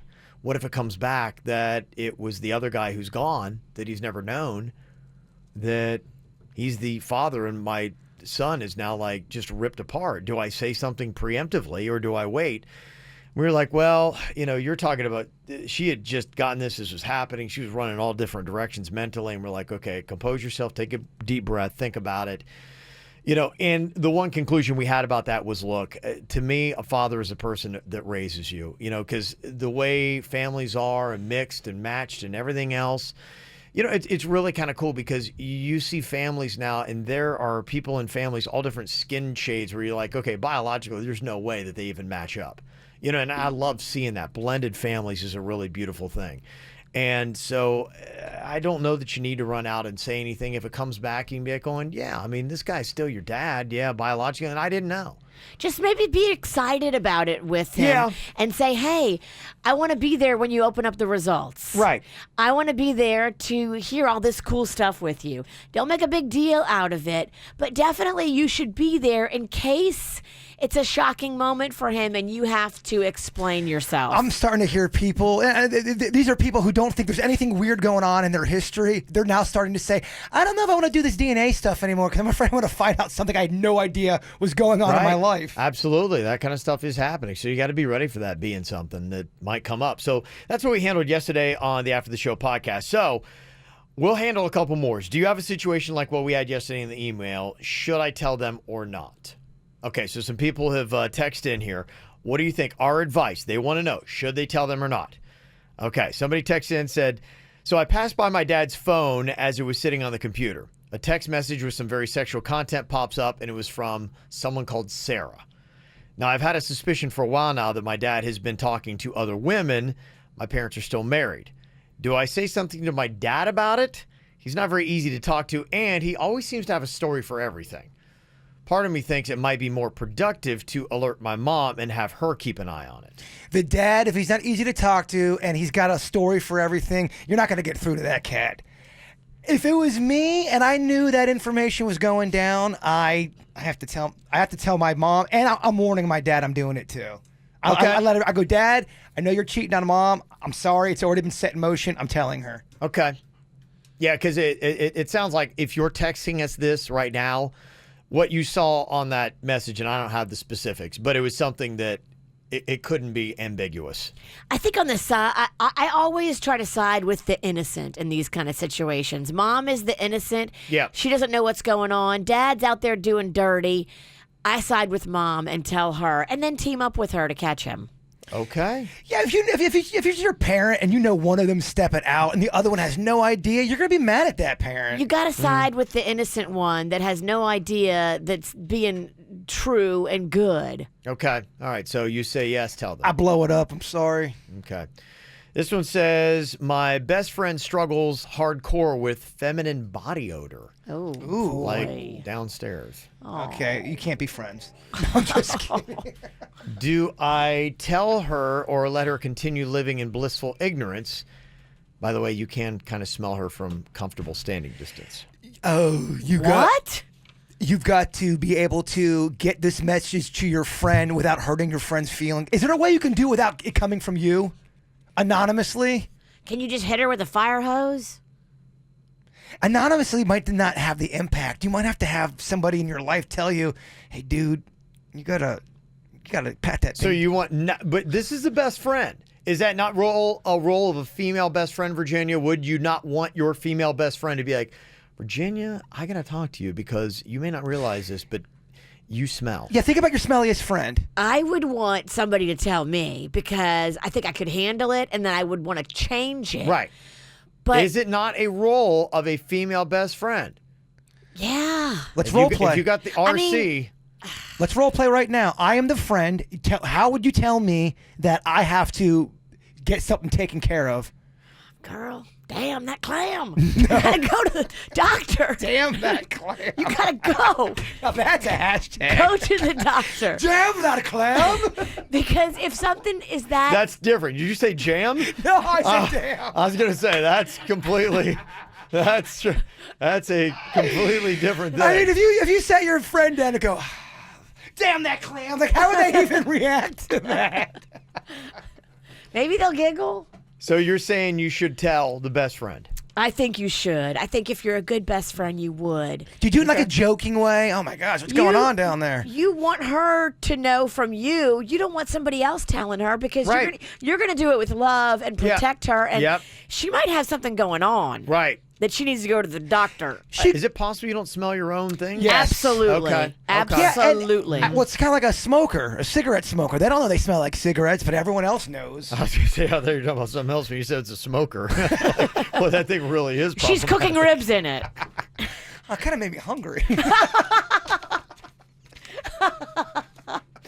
All right, one more here. Should I tell them or not? We are getting an unusually large tax return this year. Now, I do the finances, but I keep my husband up on everything that's going on. I'm much better with money than he is. And I know if he knows about this tax return, he's going to run off and spend it on something stupid. We actually have a house and now a garage full of dumb stuff he's bought that he's never used. Is it wrong to keep the amount of this tax return a secret from him? Do I tell him or not? Yes, it's wrong.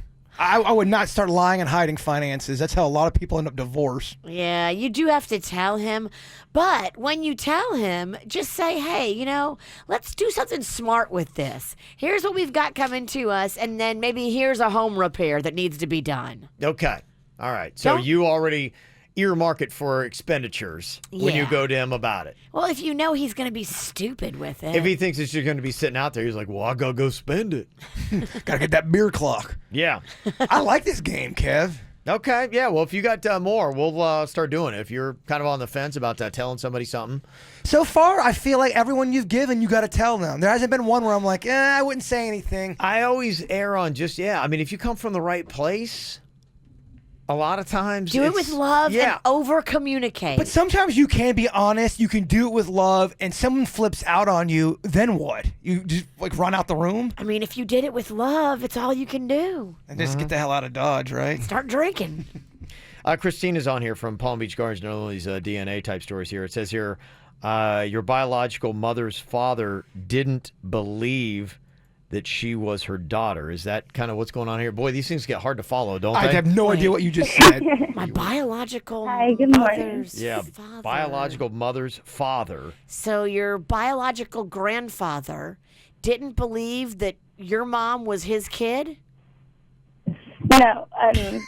Man, we still didn't get it. My brain hurts. Virginia, you just made it so much more confusing.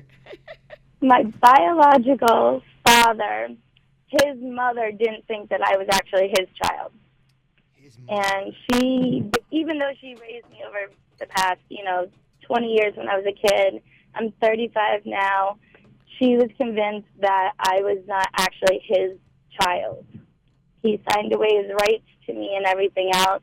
So on Christmas, for a Christmas present, my grandmother hands me a DNA test.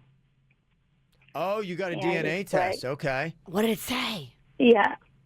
Well, so I go to my mom on Christmas, and I said, so Grandma gave me this DNA test. And my mom looks at me and goes, well, he's probably not your father. Oh. At 35 years. Wow. So I'm like, well, what's going on? And she says that, well, back in the day, 35 years ago, my biological father was in the Army, and they were going overseas to Germany, and that the doctor told them that my blood type wasn't compatible with both of theirs. And so both my parents had split up at some point younger in their relationship, and then they got back together, and they had me.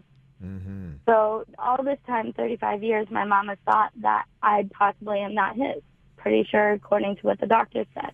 Wow. So I did the DNA test, waited a month of trying to figure out what was going on, and the first closest relative that pops up is my biological dad's twin sister. So all these years and everything that came out, I'm still actually his biological child. How do you feel about all this? Because you've gone through all this stuff that happened. The emotions. Yeah, we were talking about, would you have wanted your mom to say something like that? Is it better if she would have said nothing, or are you glad that this all was said? Well, it's interesting because I never had a doubt. If you look at me, you look at my aunt, my grandfather, where all the blue eyes, the strong features that it's really hard to think that we weren't related. So I never had a doubt in my mind until my grandmother kept pushing this. And I felt like she was trying to get her son to still look like he was a better person because he gave me up because I wasn't his. Wow. Even though it just turned out that he's still exactly who he is and the way I think of him. I have a father that adopted me when I was 5 years old. That is my father. Yeah, these DNA tests, you're another example of these DNA tests, and whatever the results are, it's striking up a lot of strong family emotions and drama. But it's a deep-rooted psychosis that the grandmother had, where she was trying to say that, her own son wasn't that bad of a person for giving up his parental rights because he knew he wasn't the father, and she continued to believe he wasn't the father when all along he was the father. You are the father. And she's taking personal responsibility because that's her genetics not stepping up. You think Maury Povich is worried about all these tests? Is that putting him out of business? No, he loves it. It's such good entertainment. That's not going anywhere. He's been doing it for years. Ow! There's a lot of dumbass criminals to talk about, baby. It's the whacked out news. People breaking the law. Ha, fighting in the nude. Drunk people pooping in the street. It's the whacked out news. So many people on meth. Ow! Scary stuff, I'm telling you. The police standoff stuff, I mean, it was just a story that was in the news the other day about it. Good heavens. I tell you, they earn their pay, don't they? There's a crazy story. It's coming out of San Diego. Cops got into another interesting standoff. This happened on Sunday.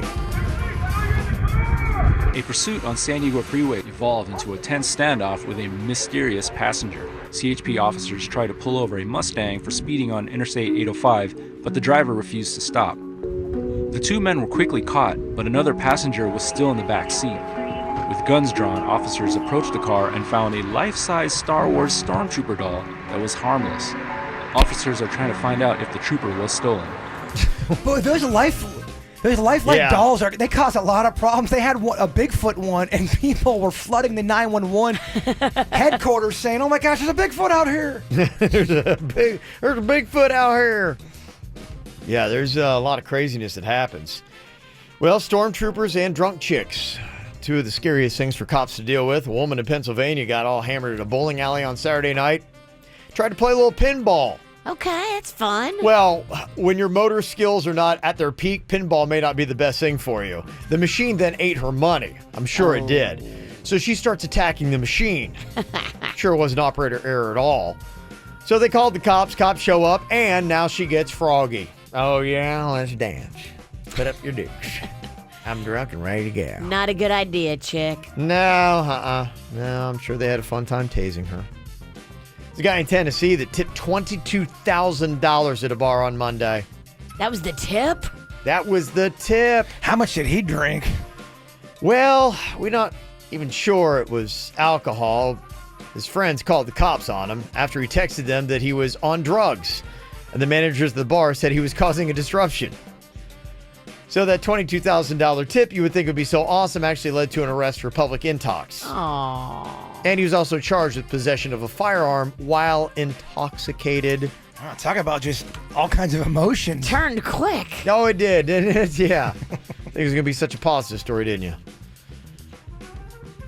Here's another tricky gun story. There's a couple rules about guns. Yeah, if you're going to drink, put that gun up. Or if you're going to be at a birthday party, don't take your gun, start spinning it on your finger. It's a bad idea. Oh, my gosh. Yeah, Dad was doing this in Texas. That's where they take their guns. I got my pistol, and I'm just swinging that thing around my finger. Did he shoot himself? Yeah, he did, right in the stomach. Yep, happy sweet 16. At least he shot himself. He did shoot himself. You're right, that's the good news. He didn't shoot anybody else at the party. Dumbass shot himself in the stomach. Did he die? No, he just hurts. Ow, that hurt. I'm fine. Don't mind me. Walk it's it Texas. off. It's Texas. We just rub dirt on it. Magical dirt here in Texas. Did you hear about that guy who died this last week? He was in that famous photograph after World War II. Yes. Yeah, he took that woman in Times Square. He bent her backwards and kissed her, and it was kind of like the famous thing. And that's something you could do back in the mid-'40s, Virginia. The war was over. Yeah. They were happy. They were celebrating. Right. Yeah. Well, you could just grab a gal and kiss her on the lips then, and that was just something that was just part of a celebration. That's when men were men. Women were women, Virginia. But times have changed. Are you mansplaining history to me? Oh, I am. That's why I'm here. That's right. I got my mansplaining voice on. I can tell. Because this is how we do when we mansplain. We know you're having a tough time keeping up, Virginia. Yeah. You just, My little tiny feminine brain can't follow you your just sit quick back there, words. Missy, and I'll try to explain it. Please do. I don't know if you knew this, but they actually have a statue in Sarasota of that famous photo. Yes. Well, the week of the passing of that gentleman who was put in that statue, it's been vandalized. Somebody has spray painted #MeToo all over it. So it became kind of a symbol, or one of the many symbols of #MeToo, because I guess they interviewed her, the nurse in the picture, and they were asking her, hey, how'd this all go down? And she's like, well, honestly, I didn't even know him, and I certainly didn't even want to be kissed, but then I was just being kissed, and there was really nothing I could do about it. And they were like, #MeToo. Oh, there you go.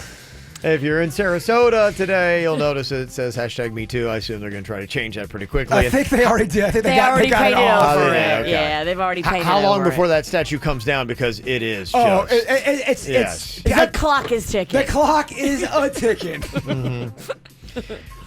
Well, over in Queensland, Australia, they've just announced that they're going to start letting people get personalized license plates next month that have emojis on them. Oh, my God. All right. That's so cool, Kevin. I want the one where the eyes roll up like that. Like, I'm over it. I want the poop. Well, you can only get the laugh out loud face, the winking face, the smiling face with sunglasses, and the hearts for eyes face. So it's only the faces. Okay. Do you love it or do you really hate it? I mean, if you get it, just know it's not going to be cool in about a year. Everyone's going to have it. I don't know, maybe. Everyone's going to have it. It's going to be like that one thing, Baby on Board. Remember that Right. thing? Everybody had that. And how tough for cops, too. Yeah, we're in pursuit of a red Honda Civic license plate number 3F smiley face winky face 7Q. Oh my gosh, poor cops. Come on, really? You can, when you said it like that, I kind of don't hate it now. It kind of sounds fun. Okay. Talking about the whacked out news, a couple stories in there about people using guns, wrong place, wrong time. One guy like had his gun on him, and he's all hammered. Yeah, that is a big time problem. Yeah, you get arrested for that, added charges. Another one was a dumb dad in Texas who was spinning his gun around on his finger and shot himself in the stomach. Dummy. Yeah, I'm on the fence about this, and my parents, my dad, oh, man, he loves him some guns. Oh, he loves guns. He's a big fan of it. So he's told me, he's like, son, I'll get you a gun if you want. Oh, he was talking, I think he was talking to Denny's about guns, too. Oh, if you want to get my dad going, talk about two things, guns and dogs. Okay. And like I said, if only dogs could carry guns, he would. You don't know for sure. In your dad's house, they don't. They might, yeah. His They dogs, might be packing. They might have holsters on. I don't know. Yeah, my dad's always packing. So right now, if your dad's out and about, he's got a gun on him. 2 usually. 2? 2. Yeah, usually has 2 guns on him. And he goes to the range. Like, he does it right. He practices and he's ready. If stuff goes down, he's the guy you want around. Well, my dad takes it seriously. When my dad was a kid, he grew up in the era of, those cowboy shows.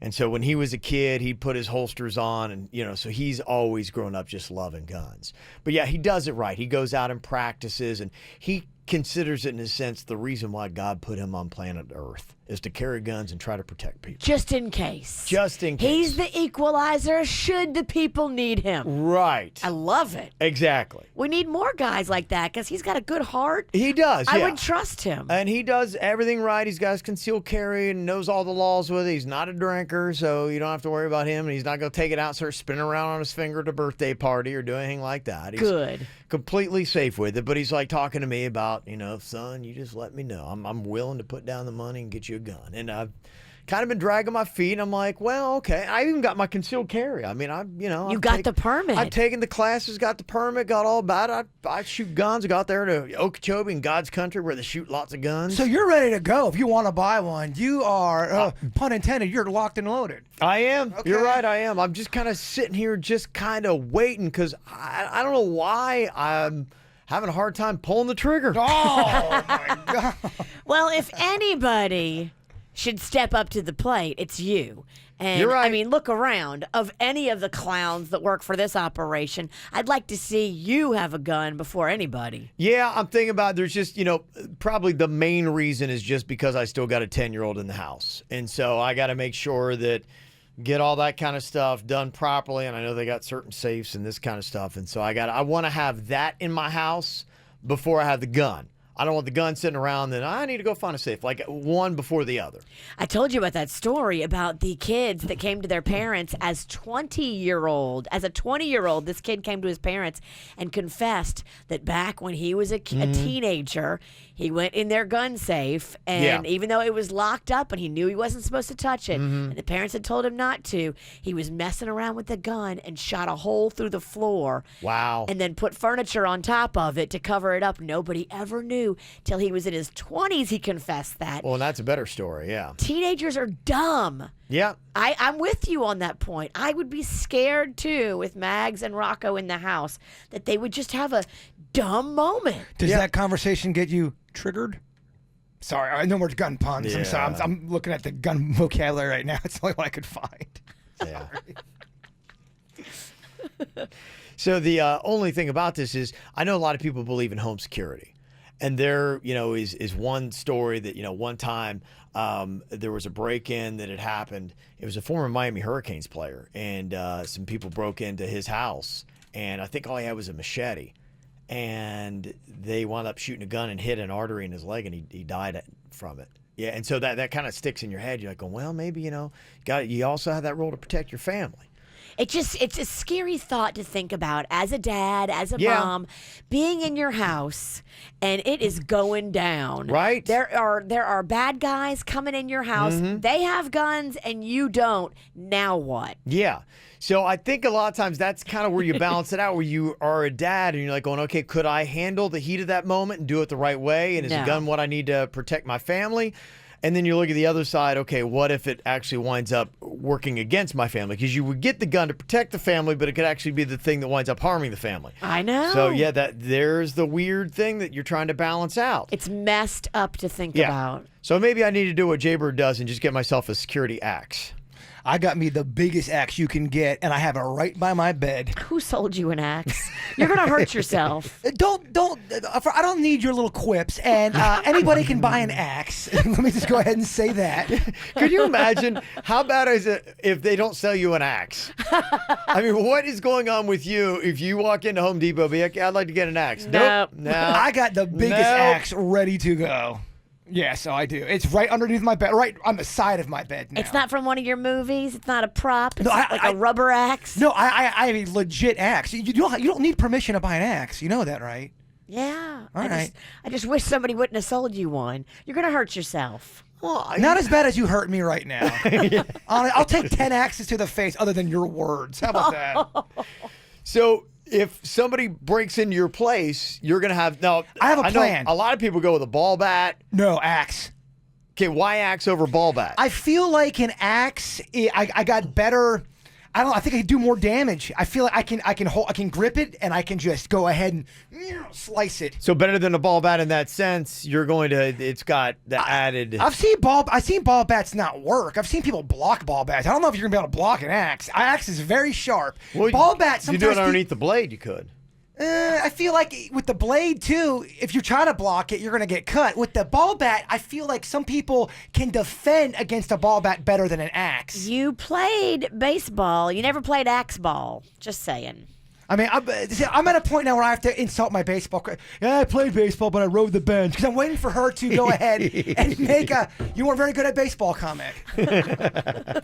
They do have an axe throwing bar in Fort Lauderdale. Look, yes. You go down there with your axe and My start. friend went this weekend. He was sending me pictures of it, and he said, if you guys want to go down there, he said he can hook it up. Oh yeah, was it fun? He said he had a blast, and his girlfriend outthrew him, or his wife. Okay. It's like a target thing. So it's like a competition. You and your friends try to see who's better. Yeah, right. Exactly. They actually show it on ESPN. They'll have axe throwing contests. I have cameras working out too. Oh, you do? Oh, absolutely.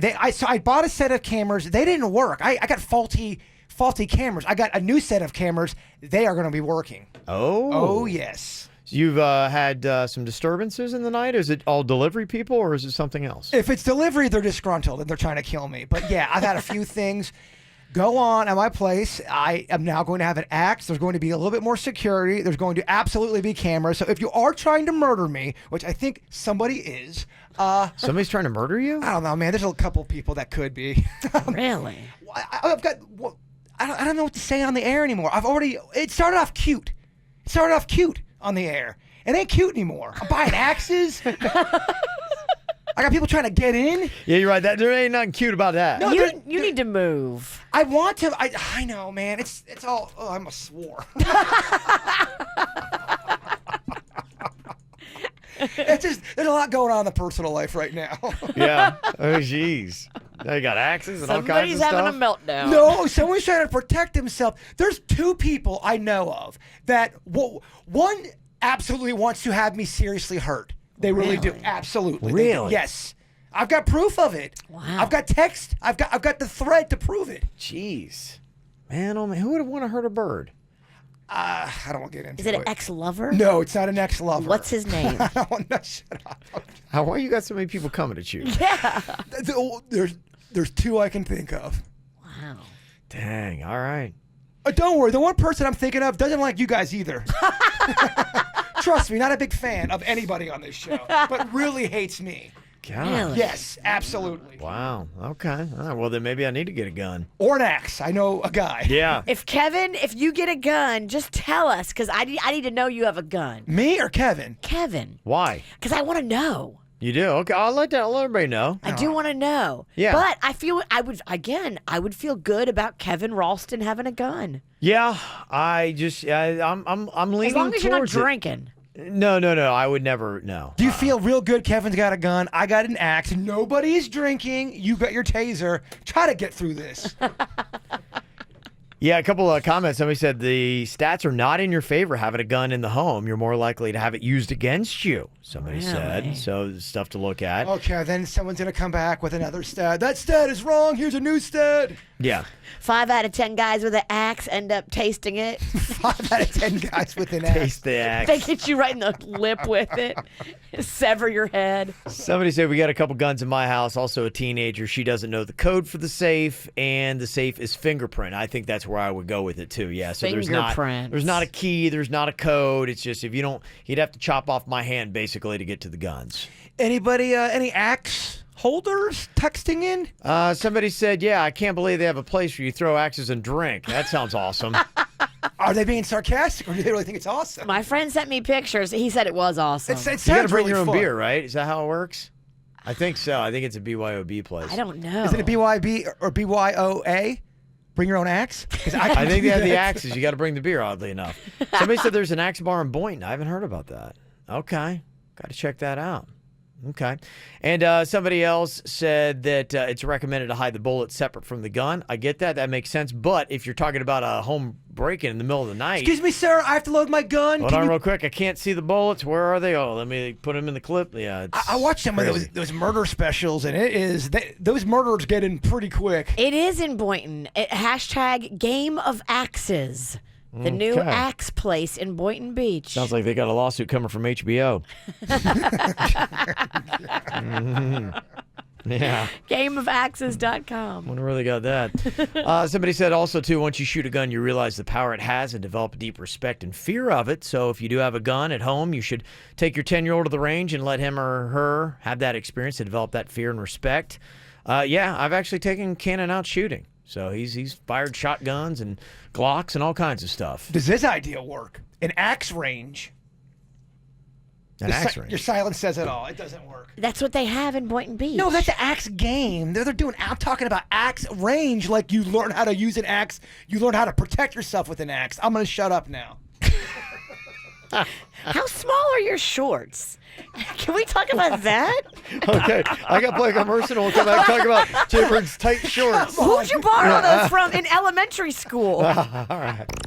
KVJ Show is all over social media. Find us Facebook, Twitter, and Instagram. Want to see what Virginia looks like on camera? And Kevin and Jason? YouTube.com/KVJ Show. Well, Virginia, I can tell, is really wrestling with the issue that, her daughter Magnolia is 14, and here Virginia is trying to be this hovering helicopter mom, all protective. She wants to, basically treat Magnolia like a veal, put her in a little box in the corner and not let her out. How do you know? Can you read my mind? Yeah, well, you just talk about it. I'm going, poor Magnolia, and I know it's like taking everything within you to try to even allow her outside to breathe. I will say, though, being a kid that was never allowed out, Magnolia, for her age, has a ton of freedom. I feel you let her go out in the neighborhood with the kids. I wasn't allowed to do any of that stuff. Really? Hell no. She got freedom. Okay, so she won't be as crazy as Jay Bird, Yes. but just like Jay Bird light. Yeah. I mean, you let her That's do it. a lot of stuff. Think so, huh? Absolutely. Compared to you. I think Magnolia does a lot of stuff. For how old is she? She's going to be 14. Yeah, that kid's got some freedom. I just know this. You're not the only parent that is trying to weigh that out and balance that out. She's 14. She's 4 years away from being an adult and on her own where she can go and do whatever she wants to do. And that freaks Whether me you like out. it or not. Yeah. Kevin, I can't. I'm panicking now about the empty nest thing. But that's why you got 4 years to give her the short leash, and as she accomplishes One task, you give her more leash, and you let her out till something happens. You got to bring the leash back in, and you slowly let it back out again. And then that's how you really, in a sense, you leash train your kids to go out there and be responsible adults who understand what is good and what is bad. Who's going to leash train me? I can't. Yeah, you're the one that actually needs a chaperone, not Magnolia. So Magnolia had that thing where you're talking about it originally was going to be a sleepover, turned out not to be a sleepover. It's just kind of like a day trip thing. Yes. That was good. Mm-hmm. She wants to go to this Christian camp this summer, and I said, absolutely not. I don't know these people. How do I know they're Christian? Yeah. They can call themselves a Christian camp all they want. I'll tell you that. Being a dude that is big time into church and all that kind of stuff, the church will hide. A lot of people go run into that as cover, and you still got to have the same kind of crazy eyes with everybody, even inside the church. Be like, okay, because a lot of times the church actually draws the most flawed people on planet Earth. they're looking for forgiveness. Big time. Oh, yeah. A lot of people right. don't get that. No, I get it. There's a lot of crazy people at church, man. I'm telling you. I remember when I went to church as a little kid, there was like 3 or 4 gentlemen that I just did not feel right being around. That's why that happens. Yeah, and so you got to have them squirrely eyes at everybody inside the church. Be like, okay, all right, what's that cat's real story there? You got to look at them. Unfortunately, at church, you got to judge. Yep, you do. Well, I know you're not supposed to, but your job of being a parent is more important than your job of not judging others. It is your job, honestly, as a parent. That's just, I always go over that. That's just human instinct. You got to sit there and you do have to make judgment calls and say, okay, does that seem safe or not safe? And you're doing that. And I think you're kind of like following along at the right rate. Now, Jaybird's mom, a lot more protective. When I was 14, I went to my first concert. Now Magnolia's 14. She's about to go to her first concert. Yes. And when I went to my first concert, I was into that hair band nonsense, and it was Monsters of Rock. Oh, the devil's music. So, I'm in a chaotic atmosphere. Metallica was one of the first groups that I saw in concert. Thank God Mags isn't into hair bands. She's into Ariana Grande. Yes. Ariana Grande, on the weekend of her birthday, will be her first concert. Yes. So I think that's... By herself. Right. I She's think just that's going safe. by herself? Well... She's going with friends. She's going with a girlfriend. She wanted me to just let her go, but we came to a little bit of a compromise. Since it's at American Airlines Arena, we're all going to go down as a family on the Bright Line. Okay. And yes, she can go into the venue by herself. Yeah. But I'm going to walk her up to the front and then be there when the show is over. I think that's fair and that's fine. So my dad really kind of fought for all of the kids' freedom, and right about 14 or 15 at Mag's age, that's when I was starting to actually be allowed to go out. And it was amazing. I couldn't believe it. Freedom. Yeah. My first concert, I remember I went. My dad went too. And this is Van Halen and Scorpions and all these kind of bands that are there. I thought about going with her to Ariana Grande, but then... This was out of town. We had to travel 4 hours to go see this show. Now, when your dad went, did he actually sit with you or stand with you? He sat. We had seats that were up on the side. He sat. We went down on the floor level. And, like I said, it was still kind of chaotic. There was a Jack Daniels bottle went flying right by my head. I was like, whoa, okay. That's cool that your dad... I'm okay with that. That's the way to do it. Takes you there. You get your freedom with your friends. You're not 18. Right. So you're kind of like letting out, Virginia. I think you're doing the right thing in the right time. No, it's tough. Every parent's struggling with it. And she keeps saying, man, in just a couple of years, I'm going to be driving. Yeah. And I'm like... Oh, my God. Well, if she's 14, she's 14? She's going to be 14. She drives in a year. She starts to get her permit in a year. Dude, that is crazy. Crazy. I remember when she was born. Yeah, I know. This is too much for me. That's what happens. No, you are getting old. You right there with me. 4 years younger.